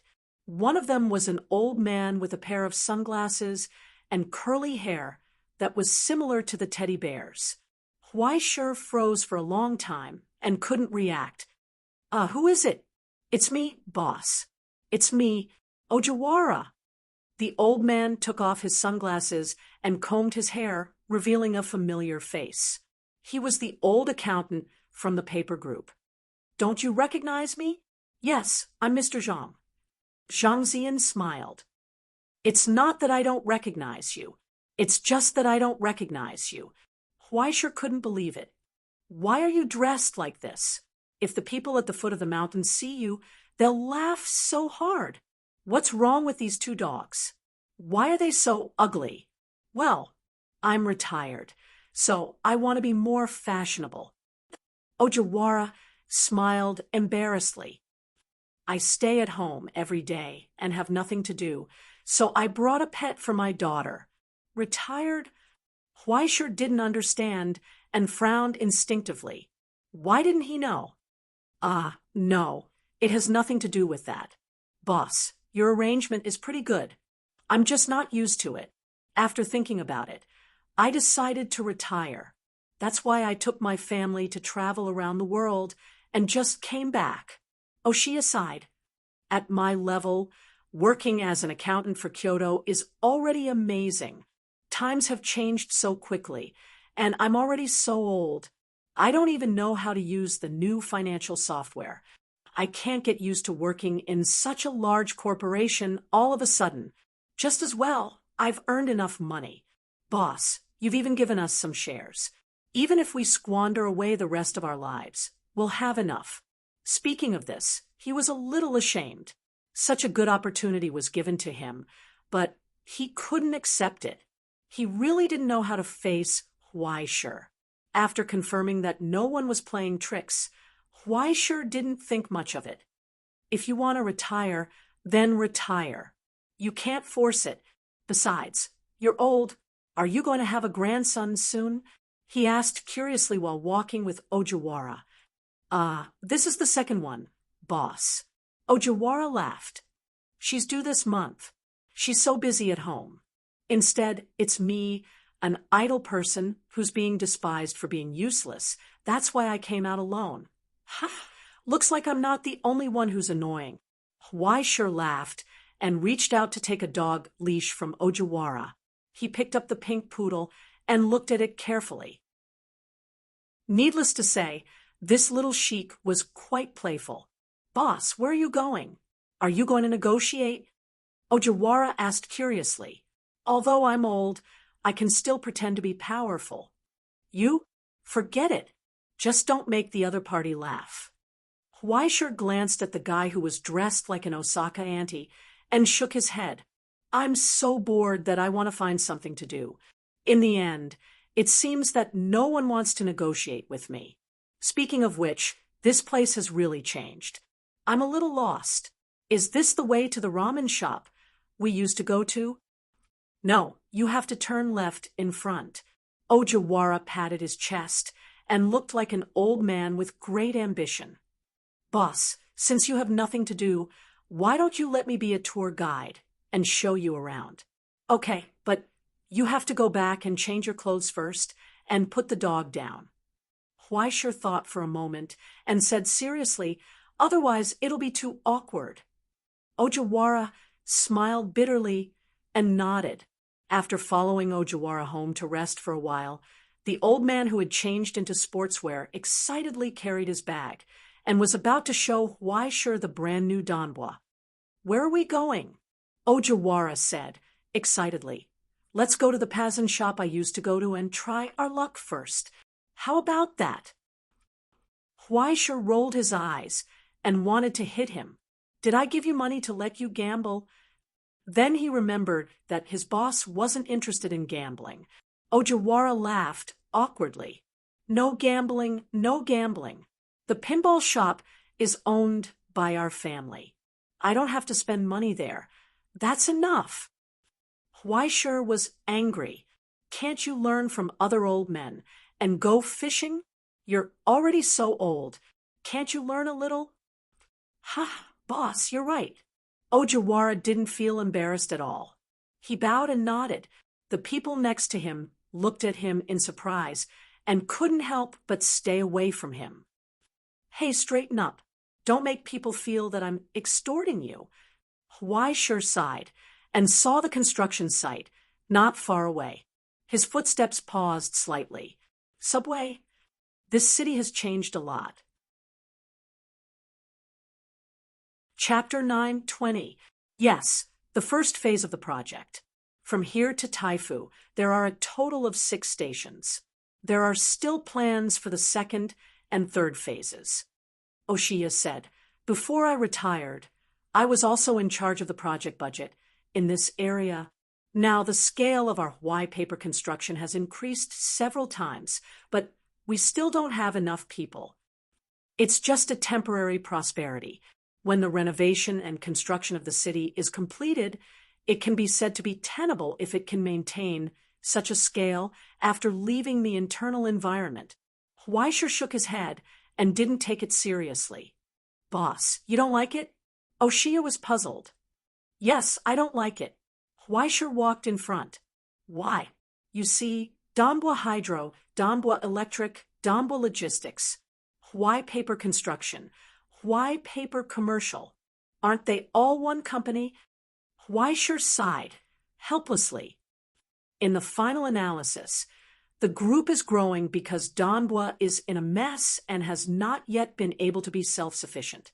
If left alone, the scale will continue to expand and continue to squeeze the living space of other enterprises. Danbo will have no future to speak of.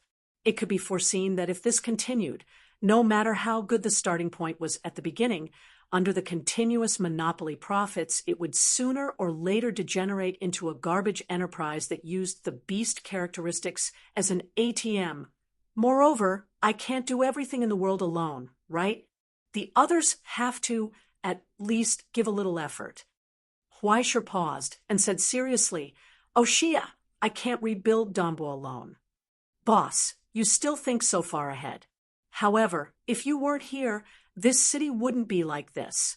Oshiya shook his head and retorted, this place is completely different from the past.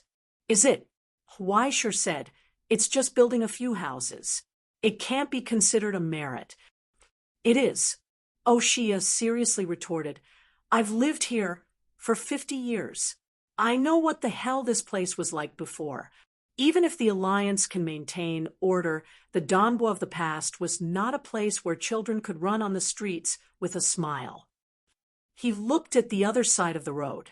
Under the traffic lights, children holding small yellow flags were lining up to cross the road. Shootings, robberies, car accidents, and murders were once the scenery that could be seen everywhere here. Although it wasn't beautiful, it was already engraved in everyone's bones. Oshiya sighed softly. When Hanako went to school, I rode Little Sheep to take her to school every day. Sometimes I had to find a few people from Takamura. if there are boys at school who harass her, then as her father, I have to have a good talk with the other party's parents. Even so, I didn't allow her to drink too much water at school because the school's toilets were filled with syringes. At that time, Dambwa was only able to live with dignity if you went to the extreme and killed people to make others afraid. Otherwise, you'll be trampled underfoot. That sounds really sad. That's right. This is our hometown. No matter how much we despise it, we can't leave because we have nowhere to go after leaving this place. But it's different now. At the very least, when I tell others that I live in Donbwa, I can hold my chest high. When people talk to me about a person called Huaishir, I can be proud. Let's not talk about this anymore. There's nothing to talk about. Huaishir laughed. I hope you can talk more about other people. Boss, your student is also very famous now. Oshia followed behind and said, not only Miss Yuan Yuan, but Mr. Lin has also become very famous in the underworld. So, can't you talk about something better? Huaishir wanted to roll his eyes. It's so embarrassing that the student of the Prince of Paradise mingles with the underworld. He just didn't control him for a while. How did he become the leader of Liuhe Gang? Moreover, ever since he became the mistress of the training hall's mistress, he became more and more dependent on her. As the new generation of scum of the Lin family, he was completely taken advantage of by a little girl. Moreover, he even showed off his affection in front of the teacher. It was really unbearable. Let him go to hell for further study. Students who don't learn well are mostly pretending. They need to be sharpened by the cruel reality. It's time to find a ruler to give him a training class. Huaishir thought to himself. The two walked for a long time, and when they finally reached the ramen shop they used to go to, they found that the shop had changed its location. The boss relied on a large stack of bills from the Huai paper group to rent a large shop at a discount. Now, it was said that business was booming, and they were going to open a branch. How about eating eel rice? Oshia suggested. Speaking of fish, Huaishir couldn't help but think of the disappointing salted fish in his bag, and his heart ached. In the end, they found a random buckwheat noodle shop to eat. Before the meal was served, the two of them held their teacups, looked at the scenery outside the window, and chatted casually. Is Yamashita still in the Huai paper group recently? Yes. Oshia nodded. I heard that he's been doing well recently. What's the use of doing well? Can't he learn from Shanya? It's rare to have a chance to clean up. Huaishir frowned unhappily. Don't you think Shanya's freight company is good? He actually said in private that Oshia hesitated for a moment and whispered, although I'm a little ashamed of boss's good intentions, it's more important not to discredit boss. Huaishir frowned. How is that discrediting? That guy told me that rats can't go on the streets. Oshia lowered his head and picked up a piece of ginger, chewing it in his mouth. If you do extreme things for a day, you'll be extreme things for a lifetime. That guy is such a person. He's been holding a knife and fighting for his life since he was born. He's used to it, and he can't change it. Besides, he's made up his mind a long time ago, right? He's different from Shanya. Shanya is an idiot. He does whatever others tell him to do. He's too naive. That's why everyone cherishes him and never wants him to deal with troublesome work. That's why when Boss Fujimoto was still around, all the dirty work was done by the foot of the mountain. His chopsticks paused, and he sighed, Boss, you don't know, right? That guy at Yamashita, although he's full of evil, is actually a Buddhist. Huh. Huaishir was stunned. Him? Yamashita? A Buddhist? His family was originally from a monastery because he was an illegitimate child, and his mother was a mixed race. He was sent to Donbwa. Before the age of 14, he followed his mother to eat vegetarian meat and pray to Buddha until his mother passed away. He went to Fujimoto's group to sign up, and the next day, he went to behead his opponent. He knew mercy and benevolence, but he still did that kind of thing. He himself said that he was hopeless. He cut his finger for the 5 bosses, and the boss gave him a tattoo. He couldn't enter the bathhouse, and the convenience store wouldn't accept him even if he wanted to work. After being a rat for a day, he couldn't see the light of day for the rest of his life. Speaking of this, Oshia couldn't help but smile bitterly and rub his face, repeating his words. After doing something big in this life, it's already a great blessing to be able to hold his head high and tell others that he's a member of Huaishur Group. How can he throw away the past at the first opportunity and shamelessly lie to himself that he can start over? That night, at the ramen stall by Dambur Road, the man with a cigarette raised his head and drank the last drop of sake, talking to himself, "Evil debts must be paid with evil." Life under the sun was too dazzling and too scary because the sun would blind the eyes that were used to the darkness. Oshia sighed. I can actually understand the thoughts of the people at the foot of the mountain. The boss gave everyone a chance to choose again, but some people don't want to choose. Danbwa isn't a grateful person. There are always shameless villains. If no one cares, wouldn't it be a mess? Other than being a gangster, that guy doesn't know anything. If that's the case, he can be of some use. Perhaps he can repay this kindness? Sounds so artistic. How come I didn't know that the people in the group were so cultured? Huaishur stirred the soba noodles in the dipping sauce and couldn't help but laugh. Oshia didn't speak. Why aren't you talking? I won't beat you up, right? Huaishur raised his eyes and looked over. No, it's just, I don't know how to answer. Oshia sighed. Thinking about it carefully, life these days is actually like a beautiful dream.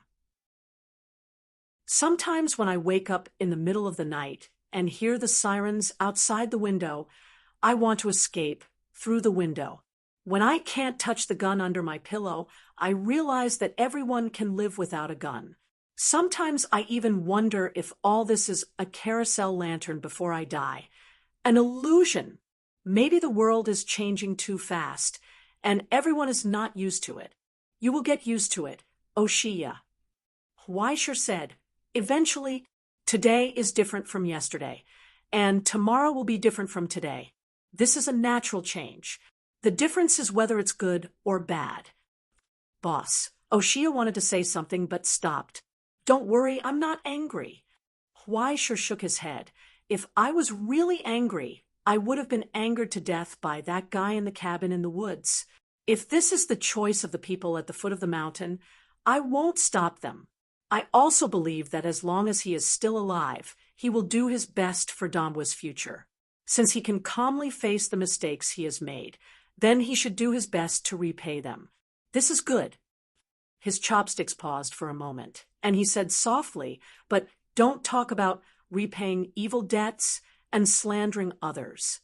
Even if others say that I'm a hero and a righteous partner, I never think that you will slander me or be a burden to me. Huaishur looked up and told him seriously, if you die, I will be very sad. On the opposite side of the table, the old man was stunned. After a long time, he raised his hand and wiped his red eyes. Oshia held his knees with both hands and bowed in response. Yes, boss. Hey, you're too loud.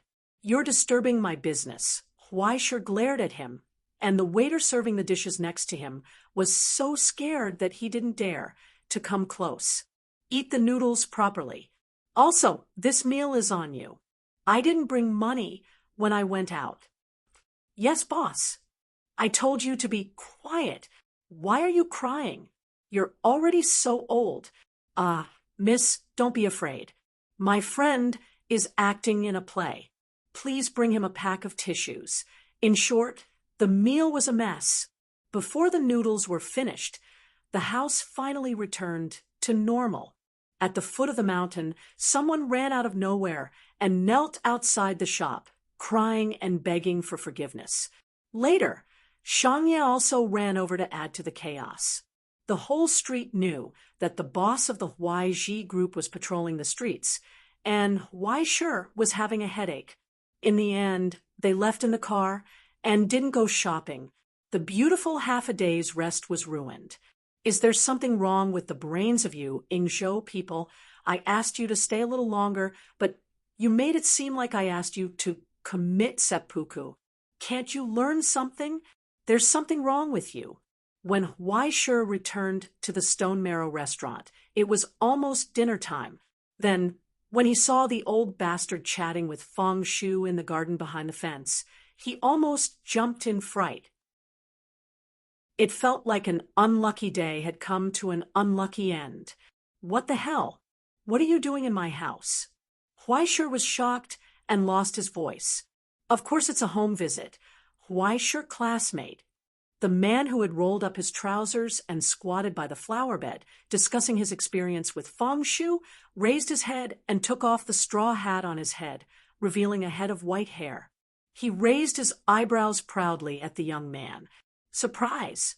The teacher is here, Luo Su said. Do you feel very surprised? Chapter 921. Ingzhou Danbua, 8 o'clock, Stone Marrow Restaurant. When the city lights in the distance were lit, dinner began. What good luck! Russell wrapped his napkin in anticipation, beaming with joy. Just in time for dinner. What a coincidence! Yes, what a coincidence. Huaishir sat across from him with an expressionless face. What's even more coincidental is that I actually drew this from the all-ages card store in Kyoto Station. Russell excitedly took out the gold-rimmed all-ages card and showed it to Huaishir. Look, the bond between us is really unbreakable. I actually drew this casually. It seems that the student's love for the teacher is really deep. The corners of Huaishir's eyes suddenly twitched wildly. It felt like a shameful play. All ages card, gold card. Sort of disaster. Huaishir. After the King of Danbua, in less than 3 months, the all ages card actually launched a limited edition gold card of Huaishir during the year-end promotion. The sudden collapse of one of the top 10 legendary workshops, Helios, was undoubtedly a shocking event. It was worthy of another wave of money from the Tomorrow News. And Huaishir was once again pushed to the forefront of the storm because of this. However, this time was different from the previous role of Danbua's savior. Huaishir played the role of the destroyer of Helios and the killer of the Grandmaster, because the information related to Baldur's rebirth and fall, as well as the destruction element Apophis, was within the scope of regulations and was restricted and censored by the Astronomical Association. And for the Tomorrow News, this part of the content belonged to the category of having to pay more money, so it was not widely publicized. The people who knew the inside story were limited to a small group. The reason why Helios's fall was publicized to the public was because of the Grand Master Publius's escape from prison.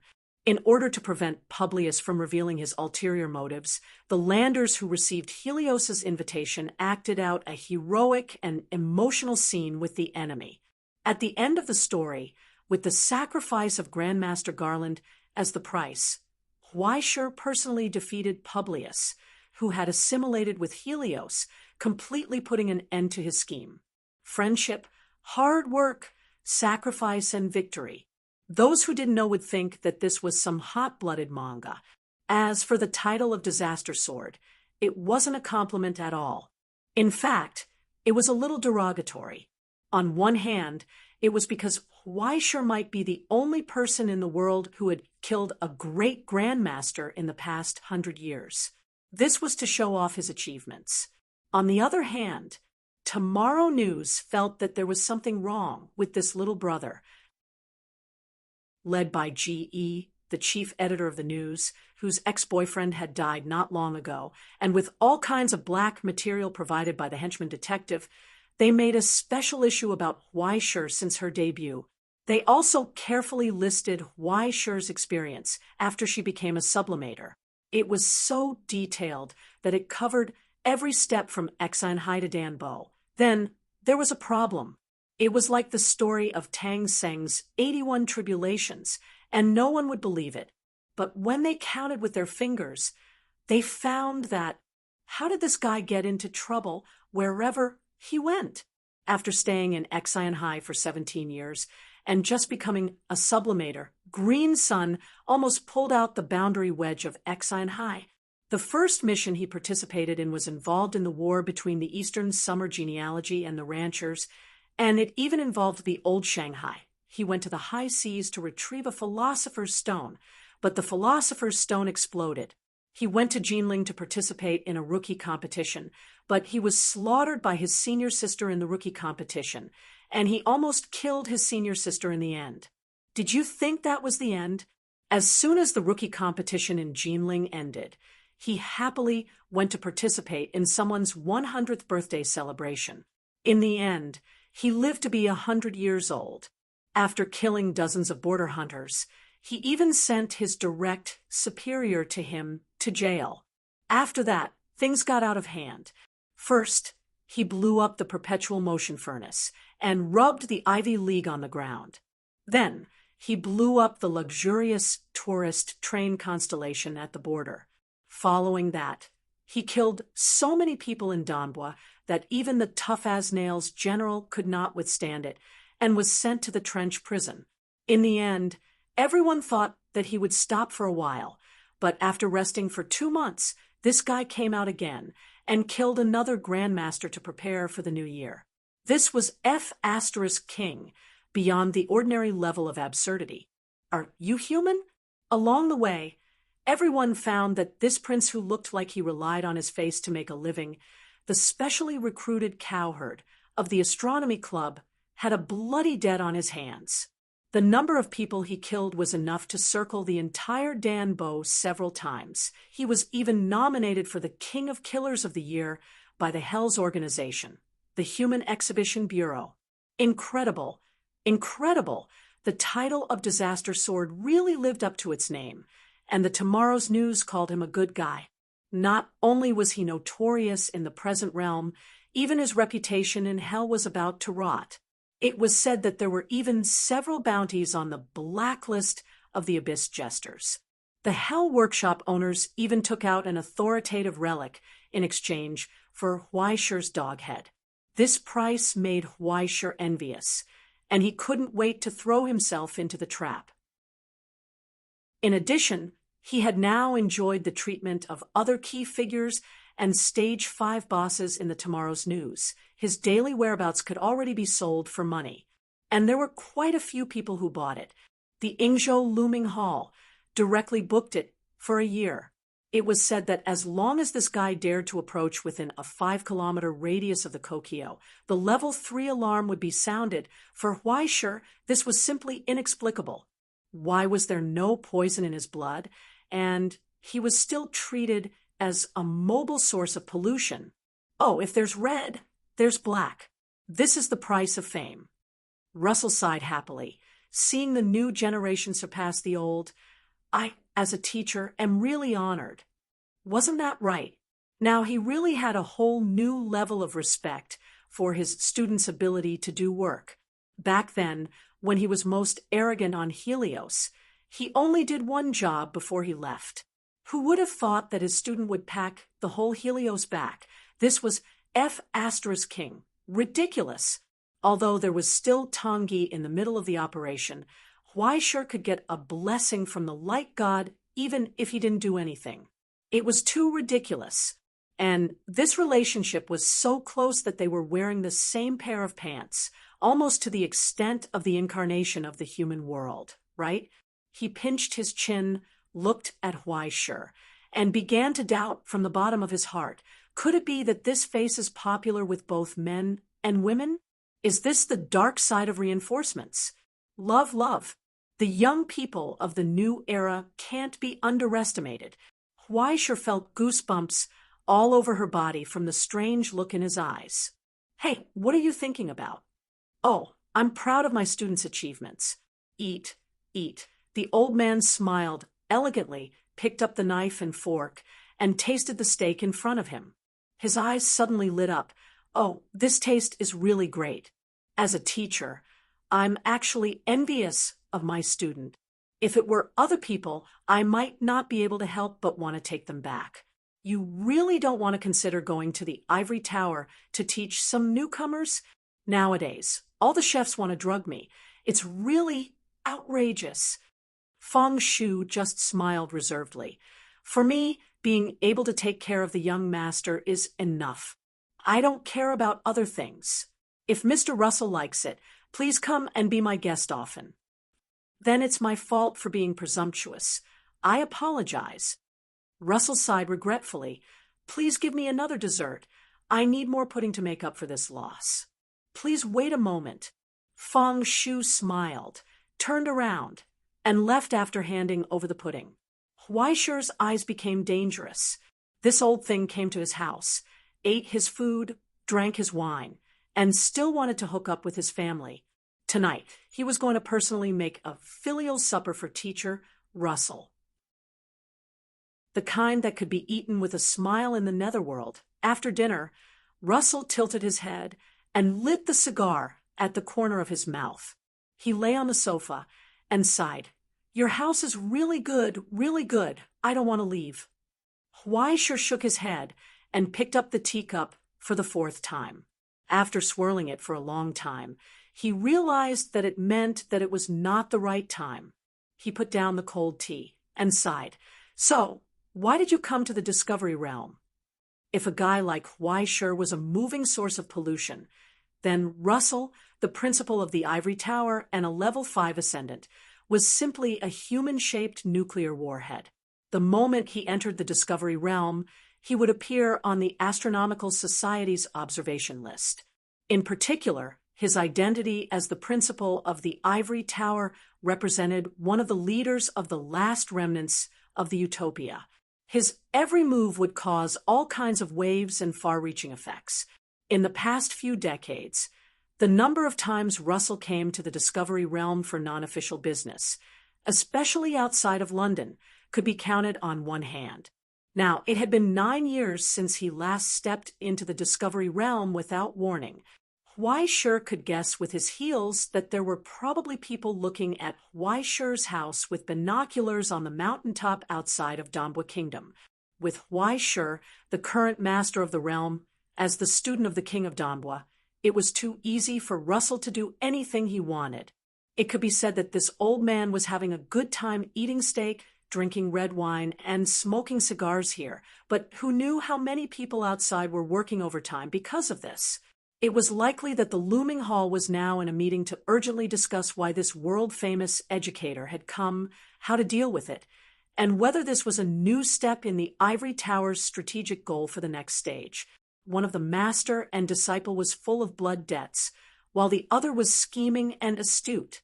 What kind of conspiracy was brewing in the dark? Would it cause turmoil in the entire Ingzhou or Asia? No one knew what this old bastard was selling in his gourd. Even Huaishi, who was regarded as an accomplice, was confused. Since the first moment this old man stepped into the Discovery Realm, he had thrown the blame on Huaishi. How could he be happy? Don't worry, it's just a trip. Russell leaned on the sofa, changed into a more comfortable position, and said slowly, I'm here to see my student and then to see my old friends. Don't worry, I won't stay at your house for long. I'll leave tomorrow. Are you sure? Huaishi was suspicious. Of course, why would I lie to you? Russell sighed helplessly. Can I go on a trip? Huaishi, you have a prejudice against me.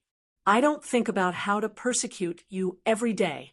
Why do you make me, a lonely and helpless old man, so embarrassed? Well, there was definitely something wrong with this old bastard. Huaishi was instantly alert. What did he want to do tonight? No one knew. Huaishi didn't sleep all night and stayed in the living room. As a result, he waited until dawn. Russell went downstairs to eat breakfast with a red Christmas nightcap, but nothing happened. After breakfast, Russell simply packed up his luggage, changed into a new suit, dragged the small suitcase to the door, and politely said goodbye to Feng Shu. Without any hesitation, Huaishi was in disbelief. Was this old bastard really just playing around this time? This was not scientific. At the same time, There was a subtle sense of guilt in his heart. After all, although Russell wasn't a human when he was acting like a bastard, he was still quite good to him. How about, I send you off? He asked tentatively. No need to send me off. Don't be so polite. Why, sure. Russell laughed heartily and waved his hand to refuse. But before Huaisher could breathe a sigh of relief, he directly threw the car keys into Huaisher's hand. After all, you have to come with me. What? Huaisher was shocked and lost his voice. Let's go, Huaisher. Russell waved his hand and whistled, his old face full of joy. Our graduation trip is about to begin. Chapter 9:22. Huaisher's vision blurred. By the time he reacted, he was already sitting in the car on the highway outside Danhua. He had been on guard all day and night, but he was still arranged. Wait, Huaisher reacted and turned around in shock. Why do you want me to go with you? In the passenger seat, Russell's chair was flat. He put his legs on the dashboard and shook his legs proudly, humming a song. This is a graduation trip. Huaisher. Of course, you and I, teacher and student, are the best choices to improve our relationship, broaden our horizons, and cultivate our bonds. Huaisher didn't know if his horizons could be broadened. He only felt that the teacher-student relationship with Russell was starting to reverse at the speed of the highway. Bonds? What bonds? There were only arrangements, no bonds. But he was already in the car by Russell. Huaisher couldn't jump out of the car and run away now. This old B***starred arranged things one after another. God knows what else he could do after he jumped out of the car. He gritted his teeth and glared for a long time. He couldn't help but sigh. He could only comply. Who asked him to be his direct leader and teacher? Where are we going? He stepped on the accelerator tiredly. Anywhere. The world is so big, there's always room to go around. Russell magically changed into a tourist outfit with a big, flowery shirt and shorts. He didn't care that it was winter. He whistled excitedly like a child. Let's go traveling. Huaisher's whole body went numb. He almost broke the steering wheel. So, there has to be a destination, right? Let me see. The first stop, Nara. Russell took out the travel brochure and flipped through it. He nodded. There are deer. Hey, haven't you been to Nara? How was it? Were there many deer? There were quite a few, but they were all a group of unruly people who blocked the road and robbed the food. Huaisher sighed and reluctantly turned on the fork.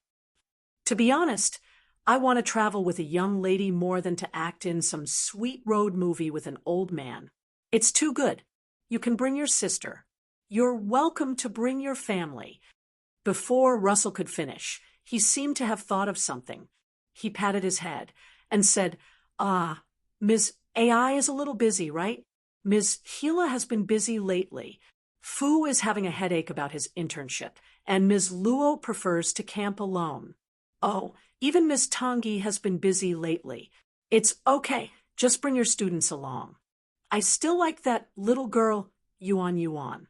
She must be as fun to bully as Isaac. Hey, don't use your bad habits on my students, Huaisher said angrily. And don't make it sound like I'm a scumbag who flirts everywhere. Scum. Russell pulled down his sunglasses and looked over with a look of disgust. You think too highly of yourself. Huaisher. At the very least, a scumbag wouldn't be a virgin. Puff. Huaisher's face was pale, and a mouthful of blood was brewing in his throat. I want to kill someone. Okay, let's go. Russell happily changed the topic, waved a small flag, and shouted excitedly from the passenger seat. Nara, Lulu. He's so old, and he's still talking about the same word. Disgusting. Huaisher rolled his eyes, stepped on the accelerator, and sighed silently. Just like that, the long journey of his graduation trip began. In the end, he didn't go to Nara. On the way, Russell picked up a flyer at the rest stop and excitedly changed his route to the bathing area. His mind was full of cheerful summer beach girls in swimsuits and romantic scenes. He ignored the premise that it was already winter under the cold sea wind outside the closed bathing area. Weischer, who had been driving for 3 hours, slowly turned back and looked at the old man beside him with a blank expression. The old man was holding a coconut that came out of nowhere and sucking on it. No one comes out to swim when the weather is cold. It's really inconvenient in this situation. Russell pulled his sunglasses and sighed regretfully. So the fried noodles that often appear in Ingzhou movies are also gone. They're closed. Who's going to cook noodles for you? Weischer was angry and wanted to roll up his sleeves and fight. I'll cook noodles for you. Do you want to eat it? The kind that can make you smile in the underworld after eating it. Young man, what's the hurry? Russell sighed and shook his head. The teacher saw that you were lonely and specially asked you to go on a trip. How can you treat your teacher like this? Lonely my ass. I'm very busy. Okay. Busy with what? Russell asked back. Busy writing a leave of absence to the school and pretending to be busy, but in fact, playing games and taking care of the zoo at home every day. The old man advised bitterly, a salary thief will be punished by God. Why, sure. But I didn't see the school give me much money. Of course, money is like dung. Dung, do you understand? The world is a boring septic tank. How can you let that kind of thing tarnish the reputation of the ivory tower? Luo Su threw away the empty coconut and drew a heart shape in front of his chest with his hands. He held it in front of Weischer's eyes and waved it back and forth. The school is giving you love. The most precious thing in the world comes from the teacher's love. Is that so? Then I'm so happy. Weischer glanced coldly at the old man's cute appearance, and his heart was unmoved. He couldn't get such a thing that didn't exist. Weischer pondered for a while, and finally found a word from Russell's dense bad taste. Arrangements. It was full of arrangements. Ice cream. Do you want some? Just as Weischer was pondering, a cone with a small shark label was handed over. The vanilla ice cream had shark stripes on it, and it was as if he had returned to midsummer. Help me take it, too. I'll go buy 2 more Odin. Russell stood in front of a roadside stall and took out his wallet. Just treat it as a teacher's treat. No need to be polite. Why don't you treat me to something valuable? Weischer sighed, took the ice cream, and sat on the bench outside the stall. There was no beautiful scenery of midsummer seaside, only the cold winter wind and an empty beach under the dark sky. The so-called graduation trips. First meal turned out to be ice cream and quick reheat fast food from a convenience store. No matter how he thought about it, it didn't seem right.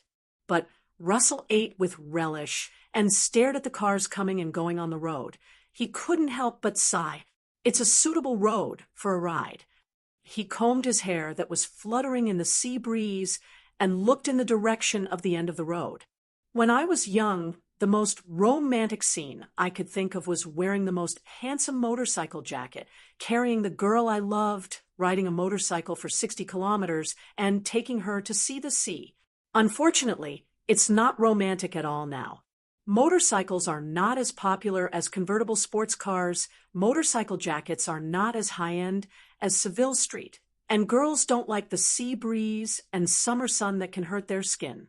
This is what you always say. The times have changed, right? Even I boast that I have a young mentality, but it's inevitable that there will be a sad and thick barrier between me and the young people. It's not the mentality that creates the barrier, it's your bad taste. Thank you.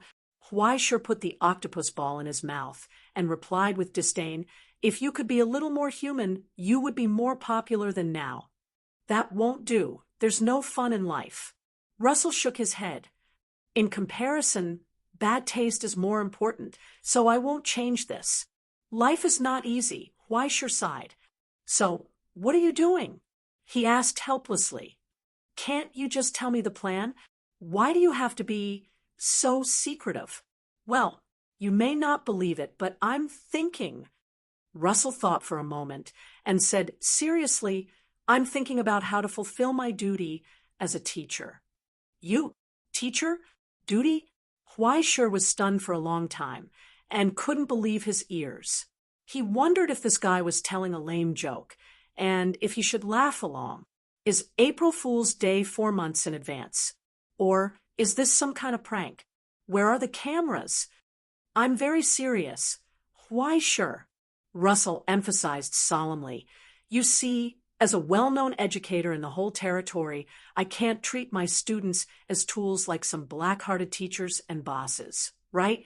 Although moderate entertainment is necessary, I still can't forget my job.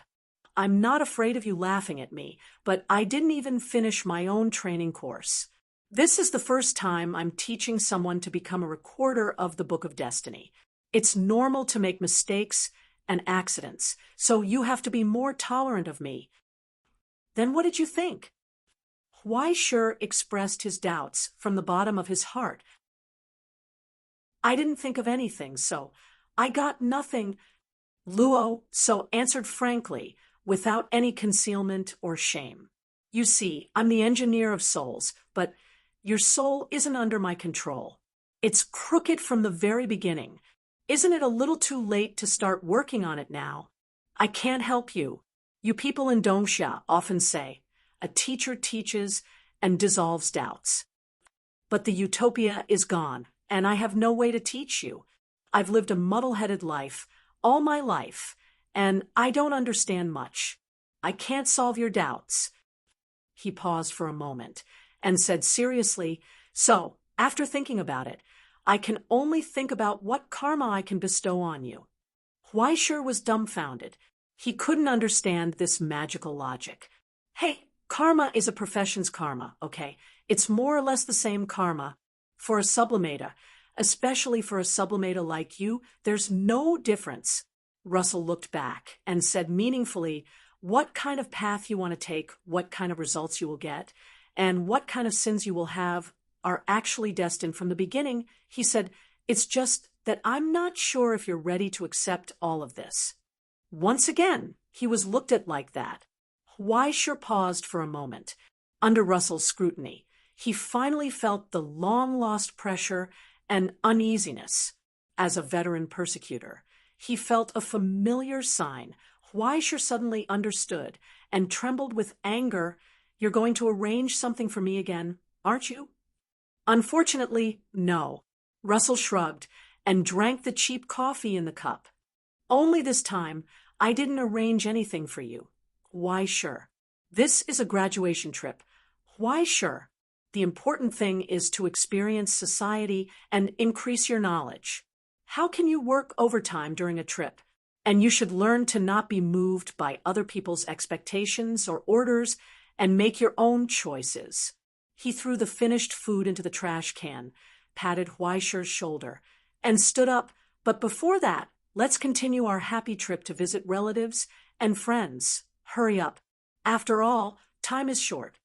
The old man took one last look at the barren beach and the gloomy sky in the distance. Lonely seagulls hovered in the sky, crying in vain, calling out to their flock that had long left. At the end of the cold ocean, dark clouds rose. No one knew how much time was left before the storm called the War of the Worlds arrived. Chapter 9:23. Traveling with Russell couldn't be said to be boring. Apart from the old man's constant work every few days and his own bad taste, he should be quite an excellent travel companion. He was considerate, elegant, and had a good grasp of the scenery and illusions. Even if it was just idle chatter, there would occasionally be thought-provoking words and philosophies. If one didn't know his bad nature, the first moment they saw him, they would definitely think that he was an amiable old gentleman. Unfortunately, times had changed, and the meaning of gentleman was no longer as full of praise as it used to be. Russell was the same. just as Weischer was driving through the tunnel. She noticed a change in her surroundings from the corner of her eye. The old man, who was lying on the back of the chair and playing with his phone, turned over, and the style instantly changed. The elegant old man had turned into a furry white bear with a pair of glasses on the bridge of his nose. One of his paws was holding a phone, and there was a huge cigar in the corner of his mouth. He lit it up, and smoke rose into the air. He looked like a polar bear that had just escaped from an animal museum. He was extremely happy and comfortable. He didn't know what was going on. Anyway, Weischer was already used to Russell's tricks. He didn't know how many times he had seen similar animal incarnations. As far as he knew, as long as it was a biological lineage summarized in the present world, from land to sea to the sky, there was no animal that Russell couldn't transform. And not only did the appearance change, but the internal structure could also change. He could even perfectly imitate the leader of a large group. What was even more outrageous was that when different people looked at it, the image could be completely different. It couldn't help but remind people of Woodman, but one was a human transformation, and the other was a beast transformation. He really didn't know who copied who. It could only be said that he was worthy of being a top powerhouse of the celestial genealogy, a veteran of the Dusk Road.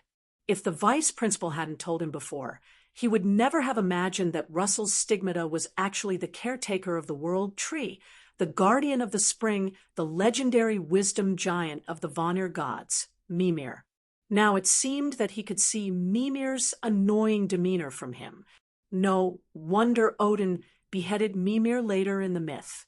It could not be said that Odin was hot-tempered. If it were anyone else, they would have wanted to chop off his head if they had a lazy Riddler who pointed at them every day.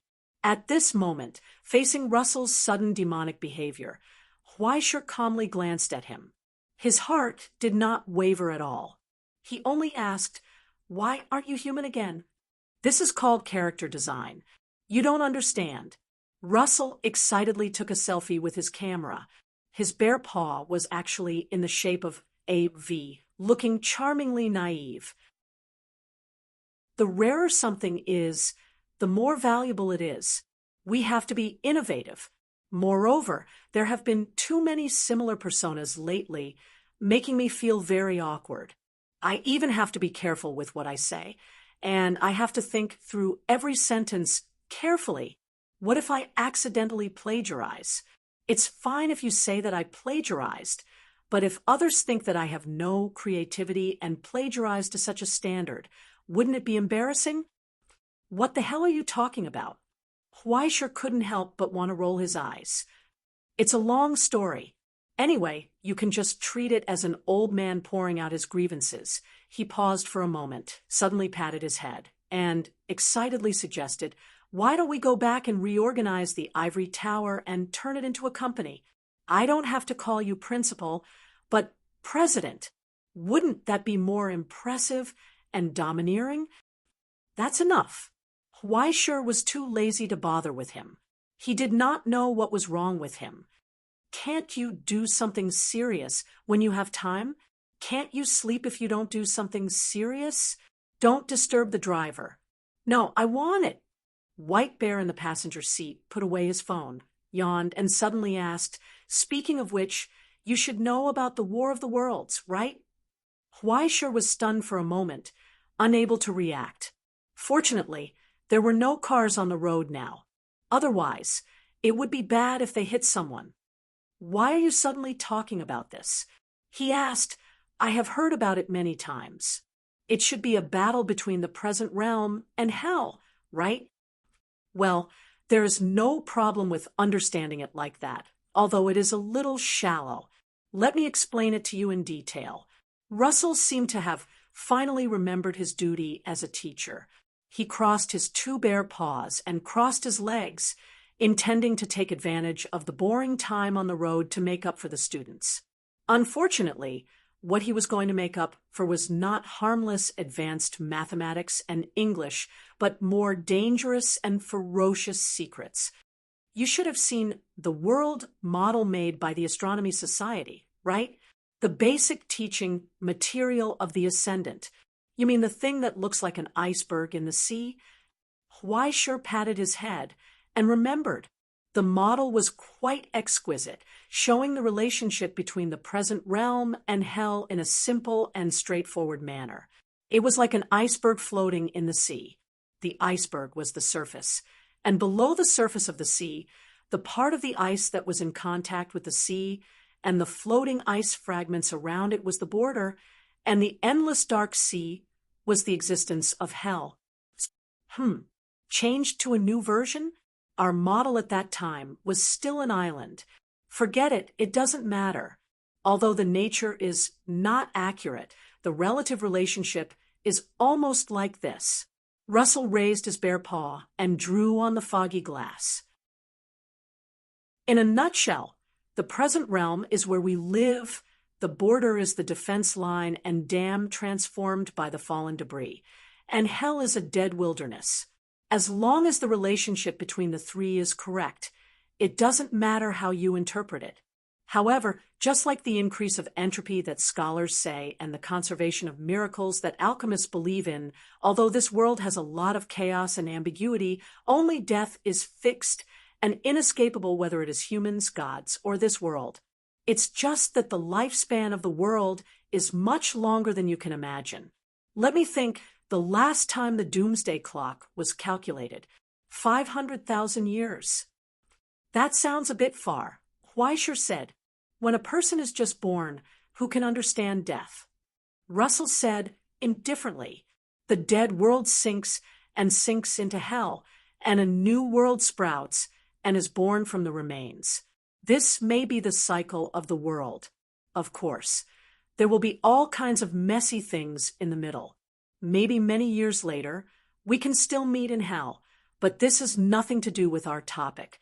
Then, let's get back to the topic. The so-called War of the Worlds is a small episode produced in this cycle. There are many reasons for it. It may be because of the change in the present realm, or it may be because of some law from hell. In the end, it leads to a phenomenon like the rising tide of the sea. Rising tide? Huaisher was puzzled. The depth has changed. Huaisher, according to the observation of Harper's probe, there will be such a tide every few years in the abyss. It may be big or small. When it's small, you can't observe it at all. When it's big, it will make most of the coordinates of hell start to float up. The ocean currents are coming. Huaisher, after the change of seasons, the storms and waves are coming.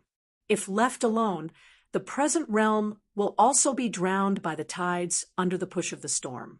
Today is different from the past, without the gods as a barrier. Only the Astronomical Society and the major lineages can work together to set up a defense, and countless hells will slowly float up from the abyss. Due to the gravity emitted by the present realm, they will collide with each other and produce sparks called war, planting the seeds of death. This is the so-called War of the Worlds. Russell held his chin and stared at the water droplets sliding down from the glass. Strand by strand, everything he painted was cut into pieces. Everything was hidden in the remnants of water and fog. The war is about to begin. Huaisher, the chaotic war between hell and hell, hell and the border, hell and the present realm. It's not just a war with hell, it's a war with hell. He laughed softly with a hoarse voice. If you want to make a difference, there's no better time than now. The first thing that came to Huaisher's mind was to be on guard against the elements of destruction and the rulers. But then he suddenly realized something and looked back to his side. This is the hidden danger that I need to worry about the most. Russell, you said you don't know martial arts. In shock, he almost couldn't control his tone. Didn't you say you won't cause any trouble this time? Don't worry, I won't cause any trouble. It's just that before that, I want to see my old friends who I haven't seen for a long time. White Bear whistled in the front passenger seat, looked at him meaningfully, and told him, By the way, let my old friends see you. Huaisher suddenly wanted to jump out of the car. Relax, don't feel pressured.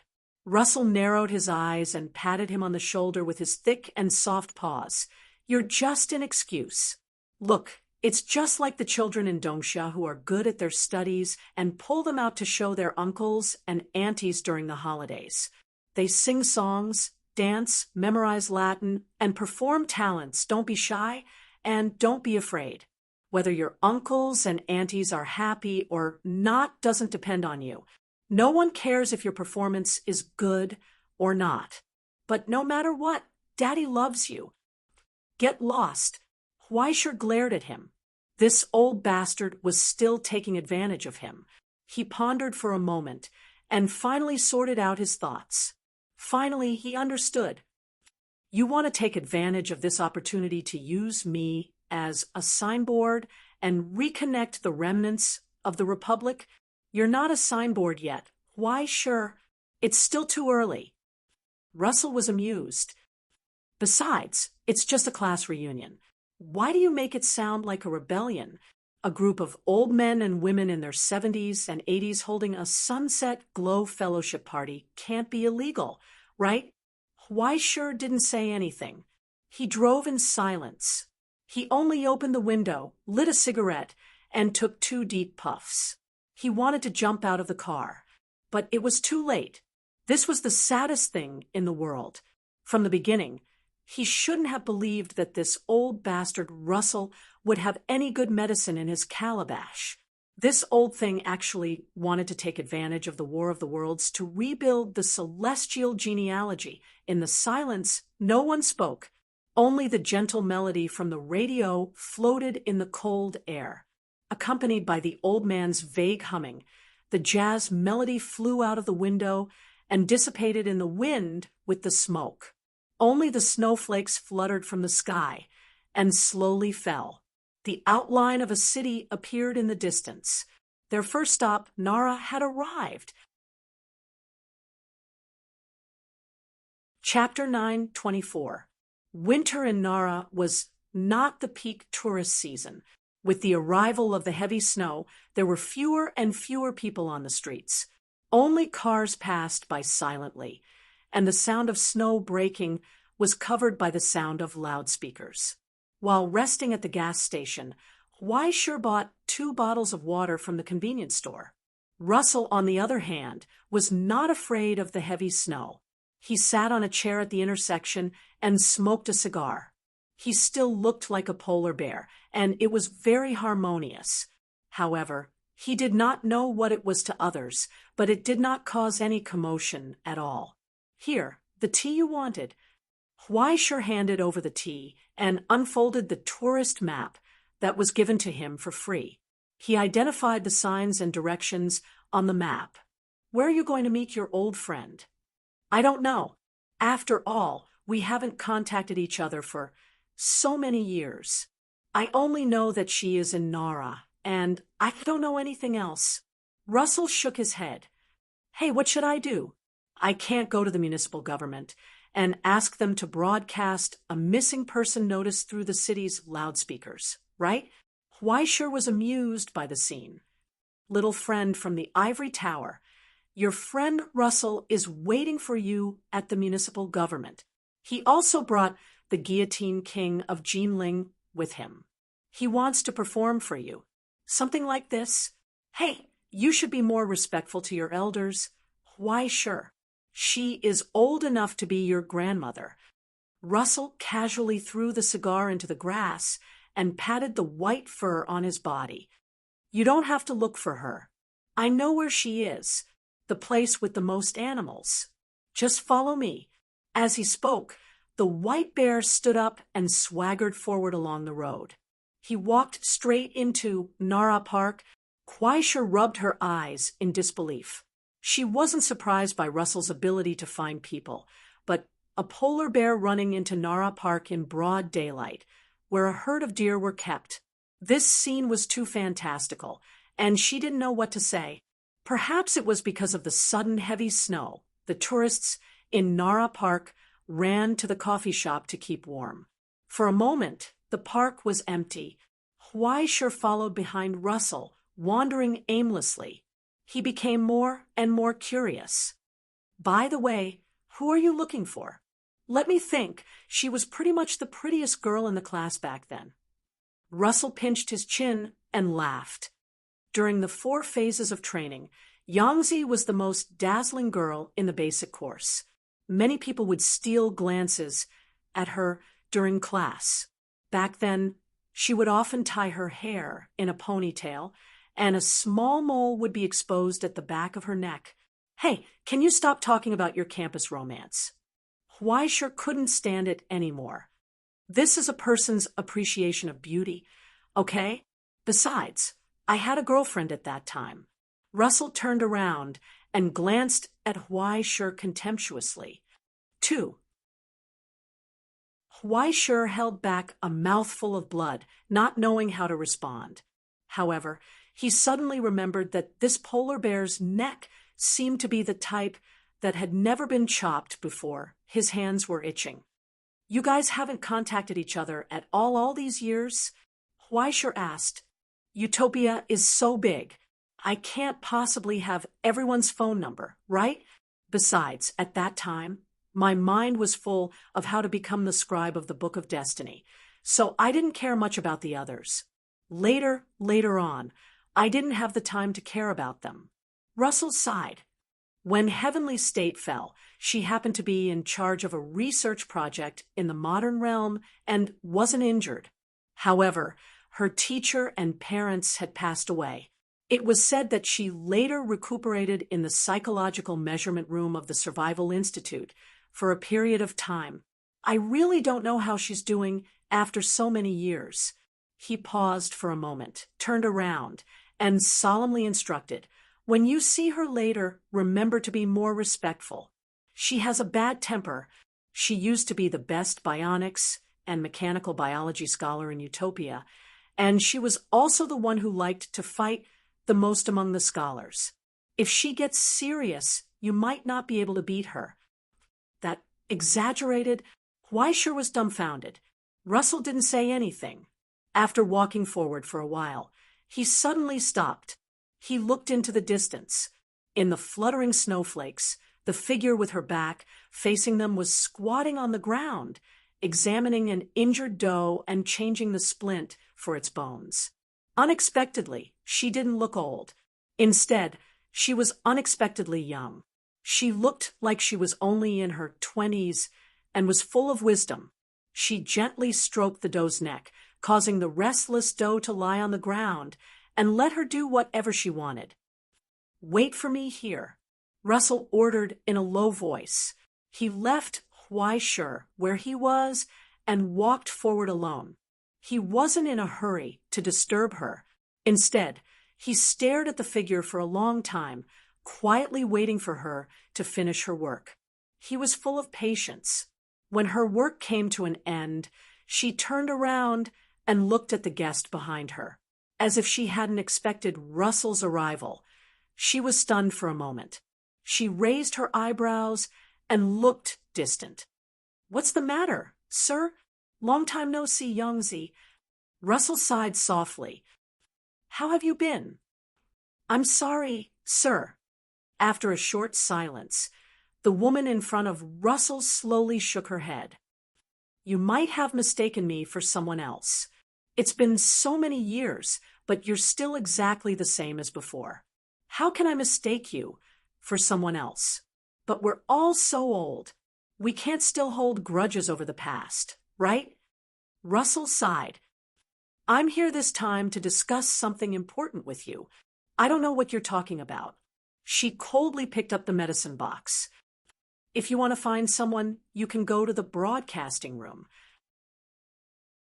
I still have work to do, so I won't accompany you. Russell was stunned.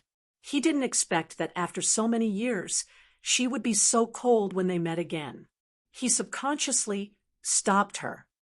Wait a minute, Yangzi. Aren't you going to give me a chance to say a word? The woman glanced at him coldly, changed direction, and turned to leave. She was stopped by Russell again. However, It seemed that there was no room for discussion. What a bad start. In the distance, Huaisher couldn't help but sigh. It seemed that the people of the ideal country might not want to see Russell appear. After all, after their dreams were shattered, how many people would have the courage to start again? But what did this have to do with little Pepaloo of Huaihai? Since he had nothing to do, he simply bought 2 packets of biscuits from the stall selling deer immortal shells and fed them to the deer gathered around him. Wouldn't it be perfect to feed the deer and watch the show? Actually, feeding the deer was quite fun. Annie, 2 more packets. He turned around and took out his wallet, rubbing the deer happily. He wished that this good show could continue. It would be best if he could book a sequel. However, behind the stall, the smoking old lady finally couldn't stand it anymore. She shook her head and rolled her eyes in disdain. "Are you 2 together?" she asked. More or less." Huaisher shrugged and said gloatingly, "That old man is crazy. Ignore him." I can tell." The old lady put out her cigarette and stepped on it. Back then, he wasn't a good person. When he saw a beautiful girl, he couldn't walk away. He looked like he was flirting with her everywhere.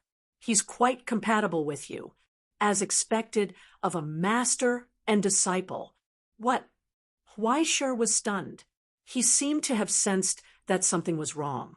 Then he heard a deafening roar. It was like a lion roaring in his ears. "Russell, you bastard, are you here to anger me to death?" The former scholar of the Republic and the current elderly volunteer of Nara Park, the 96-year-old old lady, Yoko Kusanagi, took a deep breath and scolded with disdain.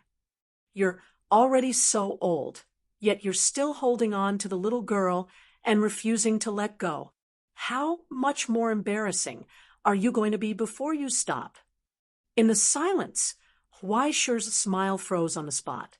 He was dumbfounded. "Oh my God! Oh, so it's your granddaughter. No wonder they look so similar." 10 minutes later, beside the stall, Russell held a convenience store coffee and nodded. As expected of me, discerning eyes. In the blink of an eye, even your granddaughter is so old. Yangzi, you're really amazing. Hee, you just want to sexually harass her, right? Yoko Kusanagi lit her cigarette again and looked at the old dog in front of her from the corner of her eyes. "I haven't seen you for so many years. What kind of show are you filming? Are you here to scare people? Where are the cameras?" "An accident. It's just an accident." Russell spread his hands. "Look, Yangzi, I was able to find this place. Isn't it because of the deep bond between you and me that you Ingzhou people talk about? We're all partners. Why are you so harsh?" Hee. Yangzi sneered. "Call me Ms. Kusanagi. We're not that close." Huaisher nodded gloatingly from the side. "If you have something to say it quickly," Yangzi urged impatiently. "Right here?" Russell looked at the snowflakes that were gradually falling around him. "We haven't seen each other for so many years. Can we at least have a meal together? I just want to know if you're doing well." "That's all." Old lady Yangzi narrowed her eyes and stared at him. "That's all." Luo Su nodded, not feeling guilty at all, as he replied, frankly. After a long silence, the old lady finished smoking and couldn't help but sigh and shake her head. "Forget it. Come with me." After putting away her stall, the old lady pushed the tricycle and turned around to leave with them. 40 minutes later, in the warm room, the air conditioner blew out a warm breeze. Yangzi came out of the kitchen, put the soup pot on the gas stove, and covered it with the lid. "Wait a moment. We'll be able to eat in about 10 minutes. She took off her insulating gloves and rubbed her aching waist. She shook her head and sighed. "Although it doesn't taste good, at least it's better than nothing. I hope the 2 of you won't say anything to spoil the mood. As she spoke, she glanced coldly at the two guests. Sure held a half-eaten orange in his hand and felt that he had been implicated. This is all Russell's fault. I'm a cold and heartless machine. How could I have any bad intentions? Russell, on the other hand, was restlessly walking around the room, looking at the furnishings everywhere curiously. Do you live alone? Where's your granddaughter? It's too annoying when there are too many people. I like quiet. Since my husband died, I've been living alone. Gentian lives with her parents and occasionally comes back to visit on weekends. You've cleaned up so well. Yangzi, you're so virtuous and capable. Before Russell could finish his praise, the old lady interrupted him expressionlessly. Hourly workers come every week. Since you're going to cook, why don't you let my students try their skills? Sure, hurry up and show your senior. No need. The old lady was still cold. I'm not used to other food, puffed. Sure snickered. It was the first time he saw Russell being defeated. He was secretly pleased. You're tuning in to the Mystic Fist YouTube channel. Don't forget to subscribe and join us on this journey to catch the most captivating stories.